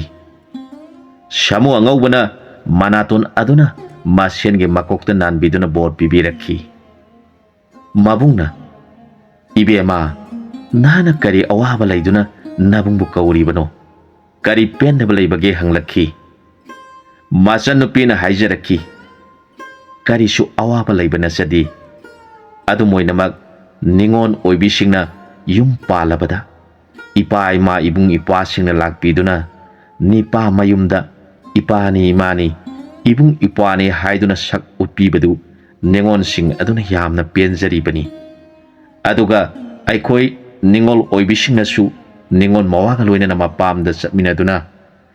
ima ipa ibung ipa singa puna samin thaminaba haibasisu ningon oibi aikhoigidi yamna nungaijari aduna nasana yum pan khiba numit adudagi ngasi phawba ipa ima laikhidraba ihangna pokmina ba ibung nangi nasak uraktrabada laifam khangdaduna ibung buning badagi kaujabani haijarakhi samu machan mokpagi ngangnariba mataudu uraga yengliba samu mayamdu mapungning nungsina ꯃꯃꯤꯠꯇꯒꯤ ꯄꯤꯔꯥꯡ ꯁꯤꯟꯊꯅꯈꯤ꯫ ꯃꯁꯤꯒꯤ ꯃꯇꯨꯡꯗ ꯃꯁꯦꯟ ꯑꯃꯁꯨꯡ ꯃꯆꯟꯅꯨꯄꯤꯕꯨ ꯌꯦꯡꯂꯗꯨꯅ ꯍꯥꯏꯔꯛꯈꯤ, ꯅꯈꯣꯏꯕꯨ ꯑꯩꯒꯤ ꯇꯨꯡ ꯏꯟꯗꯨꯅ ꯆꯠꯁꯤ ꯍꯥꯏꯕ꯭ꯔꯥ ꯅꯠꯇ꯭ꯔꯒ ꯃꯐꯝ ꯑꯁꯤꯗ ꯁꯥꯃꯨ ꯃꯌꯥꯝ ꯑꯁꯤꯒꯤ ꯂꯨꯆꯤꯡꯕ ꯑꯣꯏꯗꯨꯅ ꯂꯩꯃꯤꯟꯅꯒꯦ ꯍꯥꯏꯕ꯭ꯔꯥ? ꯃꯁꯦꯟ ꯑꯗꯨꯅ ꯈꯨꯝꯖꯔꯛꯈꯤ, ꯏꯕꯥꯏꯒꯁꯨ ꯈꯔ ꯅꯛꯅꯕ ꯃꯐꯝ ꯑꯁꯤꯗ ꯑꯩꯈꯣꯏ ꯂꯩꯖꯔꯒꯦ꯫ ꯃꯗꯨꯗ ꯁꯥꯃꯨ ꯑꯉꯧꯕ ꯑꯗꯨꯅ ꯁꯥꯃꯨ ꯃꯌꯥꯝ ꯌꯦꯡꯂꯗꯨꯅ ꯍꯥꯏꯔꯛꯈꯤ, ꯇꯥꯕꯤꯌꯨ, ꯑꯩꯒꯤ ꯅꯨꯡꯁꯤꯔꯕ ꯃꯔꯨꯞ ꯃꯄꯥꯡ ꯄꯨꯝꯅꯃꯛꯀꯤ ꯃꯐꯝꯗ ꯑꯩꯅ ꯍꯥꯏꯖꯔꯤ, ꯑꯩꯗꯤ ꯅꯤꯡꯊꯧ ꯚꯛꯇꯔꯥꯖꯒꯤ ꯈꯣꯡꯅꯦꯠ ꯁꯥ ꯑꯣꯏꯈꯤꯕꯅ ꯃꯌꯥꯝꯕꯨ ꯉꯥꯛ ꯁꯦꯟꯕꯒꯤ ꯊꯕꯛ ꯇꯧꯕ ꯈꯔ ꯋꯥꯒꯗꯧꯔꯦ꯫ ꯃꯔꯝ ꯑꯁꯤꯅ ꯑꯩꯒꯤ ꯏꯍꯨꯠ ꯁꯤꯟꯕ ꯑꯣꯏꯅ ꯑꯩꯒꯤ ꯏꯆꯟꯅꯤꯄꯥ ꯁꯥꯃꯨ ꯑꯁꯤꯕꯨ ꯑꯩꯒꯤ ꯏꯍꯨꯠ ꯁꯤꯟꯗꯨꯅ ꯃꯌꯥꯝ ꯑꯁꯤꯕꯨ ꯉꯥꯛ ꯁꯦꯟꯕꯒꯤ ꯊꯕꯛ ꯑꯁꯤ ꯄꯨꯍꯟꯖꯔꯒꯦ꯫ ꯑꯩꯁꯨ ꯃꯌꯥꯝꯒꯤ ꯑꯋꯥꯕ ꯇꯥꯔꯛꯄ ꯃꯇꯝꯗ ꯂꯥꯛꯆꯒꯦ, ꯑꯩꯕꯨ ꯋꯥꯔꯧꯕꯤꯒꯅꯨ ꯍꯥꯏꯖꯔꯛꯈꯤ꯫ ꯁꯥꯃꯨꯒꯤ ꯋꯥꯗꯨꯗ ꯁꯥꯃꯨ ꯃꯌꯥꯝꯗꯣ ꯍꯔꯥꯎꯖꯈꯤ꯫ ꯑꯁꯨꯝꯅ ꯃꯁꯦꯟ ꯑꯃꯁꯨꯡ ꯃꯆꯟꯕꯨ ꯁꯥꯃꯨ ꯃꯌꯥꯝꯒꯤ ꯃꯔꯛꯇ ꯊꯝꯕꯤꯔꯝꯂꯒ ꯁꯥꯃꯨ ꯑꯉꯧꯕ ꯚꯛꯇꯔꯥꯖꯒꯤ ꯅꯥꯛꯇ ꯆꯠꯈꯤ꯫ ꯑꯁꯨꯝꯅ ꯚꯛꯇꯔꯥꯖ ꯀꯧꯕ ꯅꯤꯡꯊꯧꯅ ꯅꯨꯡꯉꯥꯏꯅ ꯄꯥꯜꯂꯛꯄꯁꯤ ꯆꯍꯤ 10 ꯁꯨꯖꯜꯂꯛꯂꯦ꯫ ꯅꯣꯡꯃꯒꯤ ꯅꯨꯃꯤꯗꯥꯡ ꯑꯃꯗ ꯒꯤꯔꯤ ꯀꯧꯕ ꯁꯥꯃꯨꯅ ꯃꯥꯒꯤ ꯅꯨꯄꯤ ꯕꯤꯟꯗꯥ ꯀꯧꯕꯤ ꯁꯥꯃꯨ ꯑꯃꯣꯝꯒꯤ ꯃꯃꯪꯗ ꯂꯥꯛꯇꯨꯅ ꯑꯁꯨꯝꯅ ꯍꯥꯏꯔꯛꯈꯤ, ꯅꯉꯣꯟꯗ ꯑꯩꯅ ꯁꯤꯟꯅꯈꯤꯕ ꯅꯪꯒꯤ ꯒꯔꯚꯗ ꯑꯩꯒꯤ ꯃꯔꯨꯞ ꯁꯥꯃꯨ ꯑꯉꯧꯕꯒꯤ ꯑꯥꯎꯔꯁꯇꯒꯤ ꯑꯃꯨꯛ ꯍꯟꯅ ꯇꯥꯏꯕꯪ ꯐꯥꯎꯗꯨꯅ ꯅꯪꯒ ꯂꯣꯏꯅꯗꯨꯅ ꯂꯩꯒꯦ ꯍꯥꯏꯈꯤꯕꯗꯨ ꯍꯧꯖꯤꯛ ꯃꯇꯝ ꯑꯣꯏꯔꯛꯂꯦ꯫ ꯅꯪꯅ ꯑꯩꯒꯤ ꯃꯔꯨꯞꯇ ꯍꯥꯏꯖꯗꯨꯅ ꯑꯩꯅ ꯍꯥꯏꯈꯤꯕꯗꯨ ꯄꯥꯡꯊꯣꯛꯎ꯫ ꯑꯗꯨꯒ ꯁꯥꯃꯨ ꯑꯉꯧꯕꯒꯤ ꯃꯃꯪꯗꯁꯨ ꯑꯁꯨꯝꯅ ꯍꯥꯏꯔꯛꯈꯤ, ꯅꯨꯡꯁꯤꯔꯕ ꯃꯔꯨꯞ, ꯅꯍꯥꯛꯀꯤ ꯅꯄꯥꯟꯗꯒꯤ ꯑꯩꯒꯤ ꯊꯋꯥꯏꯁꯤ ꯑꯃꯨꯛ ꯍꯟꯅ ꯇꯥꯏꯕꯪꯗ ꯄꯣꯛꯍꯟꯕꯤꯌꯨ꯫ ꯃꯔꯨꯞꯀꯤ ꯑꯥꯎꯔꯁꯇꯒꯤ ꯑꯩꯍꯥꯛ ꯕꯤꯟꯗꯥꯒꯤ ꯒꯔꯚꯗ ꯄꯣꯛꯍꯟꯕꯤꯗꯨꯅ ꯇꯥꯏꯕꯪ ꯁꯪꯁꯥꯔꯗ ꯍꯟꯖꯔꯛꯈꯤ꯫ ꯁꯥꯃꯨ ꯑꯉꯧꯕꯗꯨ ꯃꯥꯒꯤ ꯅꯨꯡꯁꯤꯔꯕ ꯃꯔꯨꯞ ꯑꯗꯨꯅ ꯄꯤꯔꯤꯕ ꯊꯕꯛ ꯑꯗꯨ ꯃꯍꯥꯛꯀꯤ ꯃꯐꯝꯗꯗꯤ ꯃꯀꯣꯛ ꯊꯛꯇ ꯑꯀꯥꯁ ꯅꯤꯡꯈꯥꯏꯔꯛꯇꯨꯅ ꯅꯟꯕꯒ ꯆꯞ ꯃꯥꯟꯅꯈꯤ꯫ ꯑꯃꯔꯣꯝꯗꯅ ꯃꯥꯒꯤ ꯅꯨꯡꯁꯤꯔꯕ ꯃꯔꯨꯞ ꯑꯗꯨꯅ ꯇꯥꯏꯕꯪꯗ ꯑꯃꯨꯛ ꯍꯟꯖꯅꯤꯡꯕꯗꯨ ꯈꯜꯂꯨꯔꯒ ꯃꯍꯥꯛꯅ ꯈꯜꯂꯤ, ꯑꯩꯒꯤ ꯋꯥꯁꯛ ꯊꯨꯒꯥꯏꯔꯒ ꯏꯆꯥ ꯍꯦꯛ ꯄꯣꯛꯄ ꯅꯨꯃꯤꯠꯇ ꯑꯩꯍꯥꯛ ꯁꯤꯒꯅꯤ, ꯑꯗꯨꯕꯨ ꯑꯩꯅ ꯁꯤꯕꯅ ꯃꯔꯨꯞꯀꯤ ꯃꯅꯤꯡ ꯊꯨꯡꯍꯟꯕꯅ ꯍꯦꯟꯅ ꯐꯩ ꯈꯟꯈ꯭ꯔꯦ꯫ ꯑꯗꯨꯝ ꯑꯣꯏꯅꯃꯛ ꯃꯍꯥꯛꯅ ꯕꯤꯟꯗꯥ ꯀꯧꯕꯤ ꯁꯥꯃꯨꯒꯤ ꯃꯐꯝꯗ ꯀꯔꯤꯁꯨ ꯈꯪꯗꯕ ꯁꯥꯅ ꯂꯩꯈꯤ꯫ ꯕꯤꯟꯗꯥ ꯀꯧꯕꯤ ꯁꯥꯃꯨ ꯑꯃꯣꯝ ꯑꯁꯤꯅ ꯑꯩꯒꯤ ꯏꯄꯨꯔꯣꯏꯕꯒꯤ ꯌꯥꯊꯪ ꯑꯁꯤ ꯀꯔꯝ ꯇꯧꯅ ꯑꯩꯅ ꯃꯥꯒꯤ ꯃꯔꯨꯞ ꯁꯥꯃꯨ ꯑꯉꯧꯕꯒꯤ ꯃꯐꯝꯗ ꯍꯧꯗꯣꯛꯀꯅꯤ ꯈꯟꯈꯤ꯫ ꯑꯗꯨꯝ ꯑꯣꯏꯅꯃꯛ ꯃꯍꯥꯛꯅ ꯈꯜꯂꯤ, ꯑꯩꯍꯥꯛ ꯏꯄꯨꯔꯣꯏꯕꯒꯤ ꯃꯅꯤꯡ ꯊꯨꯡꯍꯟꯗꯨꯅ ꯅꯨꯄꯤ ꯑꯣꯏꯕꯤꯒꯤ ꯙꯔꯃ ꯉꯥꯛꯆꯗꯨꯅ ꯏꯄꯨꯔꯣꯏꯕꯅ ꯍꯥꯏꯔꯤꯕ ꯑꯁꯤ ꯂꯥꯟꯊꯣꯛꯅꯕ ꯏꯀꯥꯏꯕ ꯄꯨꯝꯅꯃꯛ ꯊꯥꯗꯣꯛꯇꯨꯅ ꯁꯥꯃꯨ ꯑꯉꯧꯕꯒꯤ ꯃꯐꯝꯗ ꯍꯥꯏꯖꯔꯒꯦ ꯈꯜꯂꯛꯂꯦ꯫ ꯑꯗꯨꯝꯅ ꯃꯍꯥꯛꯅ ꯁꯥꯃꯨ ꯑꯉꯧꯕꯒꯤ ꯃꯅꯥꯛꯇ ꯆꯪꯁꯤꯜꯂꯛꯇꯨꯅ ꯍꯥꯏꯖꯔꯛꯈꯤ, ꯏꯕꯨꯡꯉꯣ, ꯙꯔꯃ ꯂꯩꯔꯕ, ꯅꯍꯥꯛꯀꯤ ꯅꯐꯝꯗ ꯇꯣꯜꯂꯕꯤꯅ ꯀꯔꯤꯒꯨꯝꯕ ꯑꯃꯠꯇ ꯅꯤꯖꯒꯦ꯫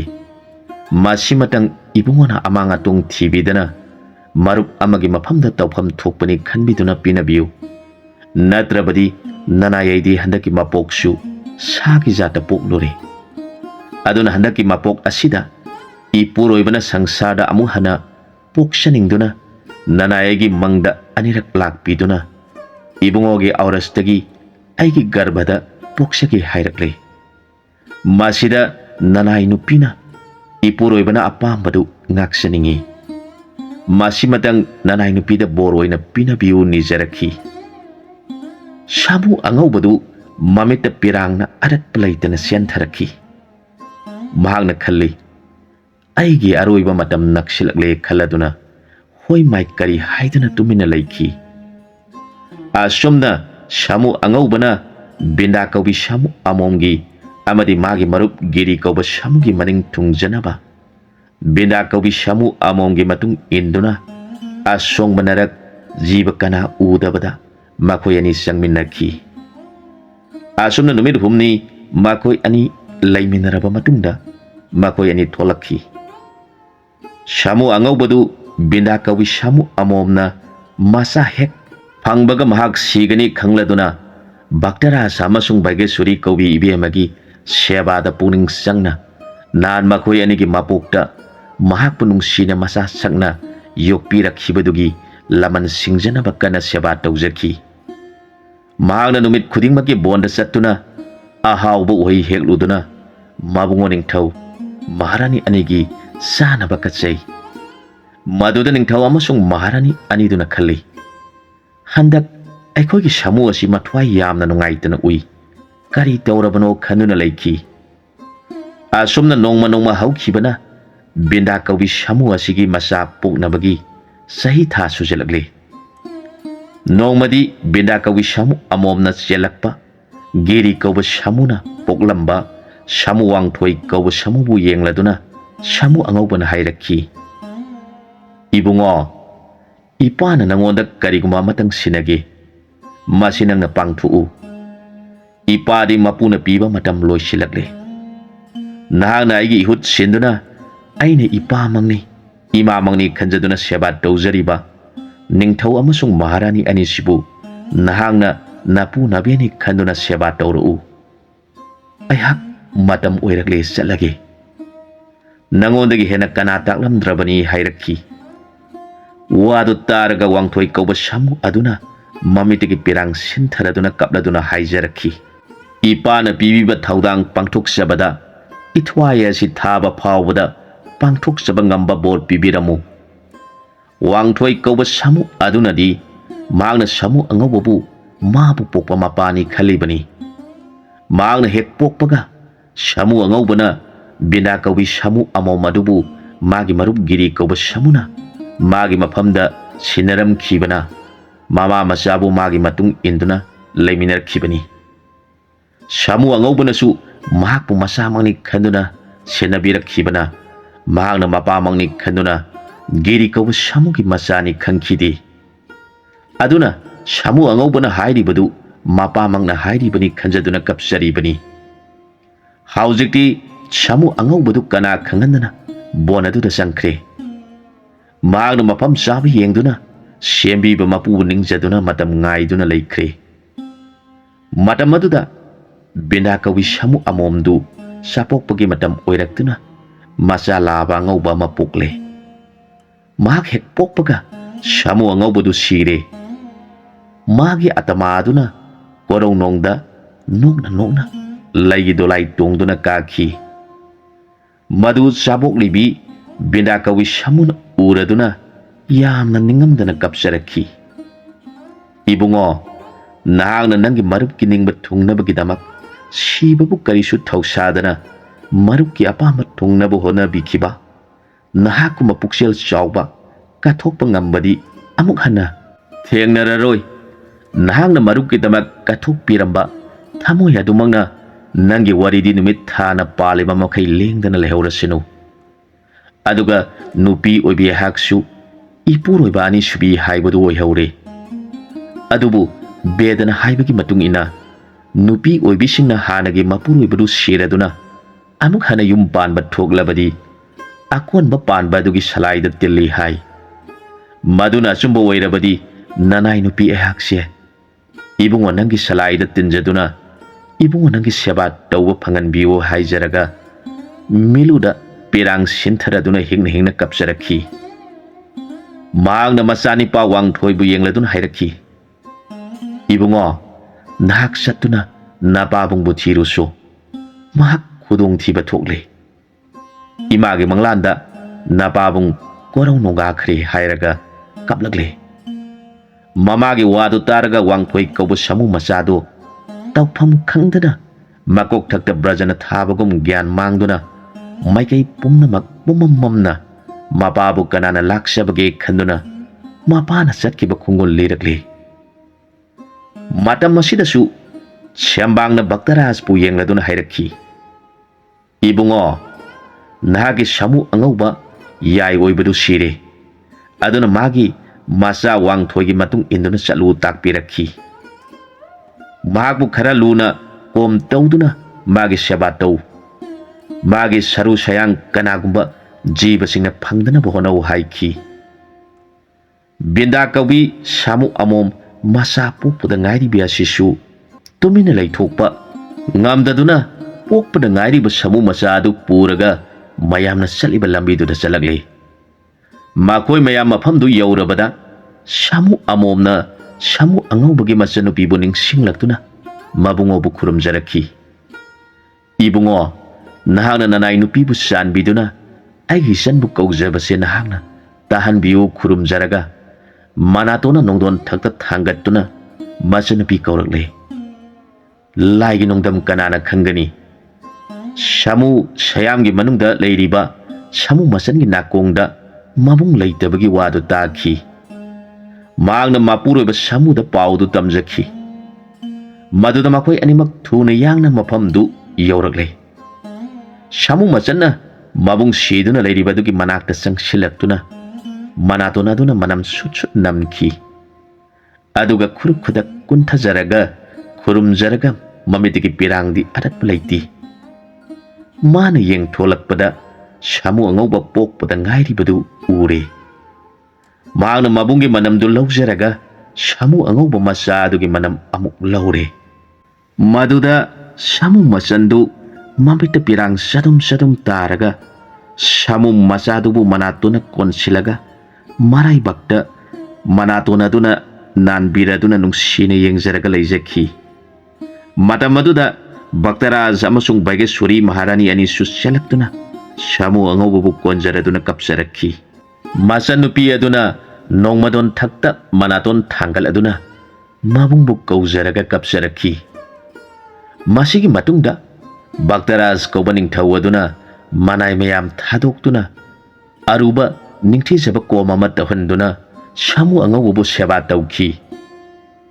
Magi seba loirabada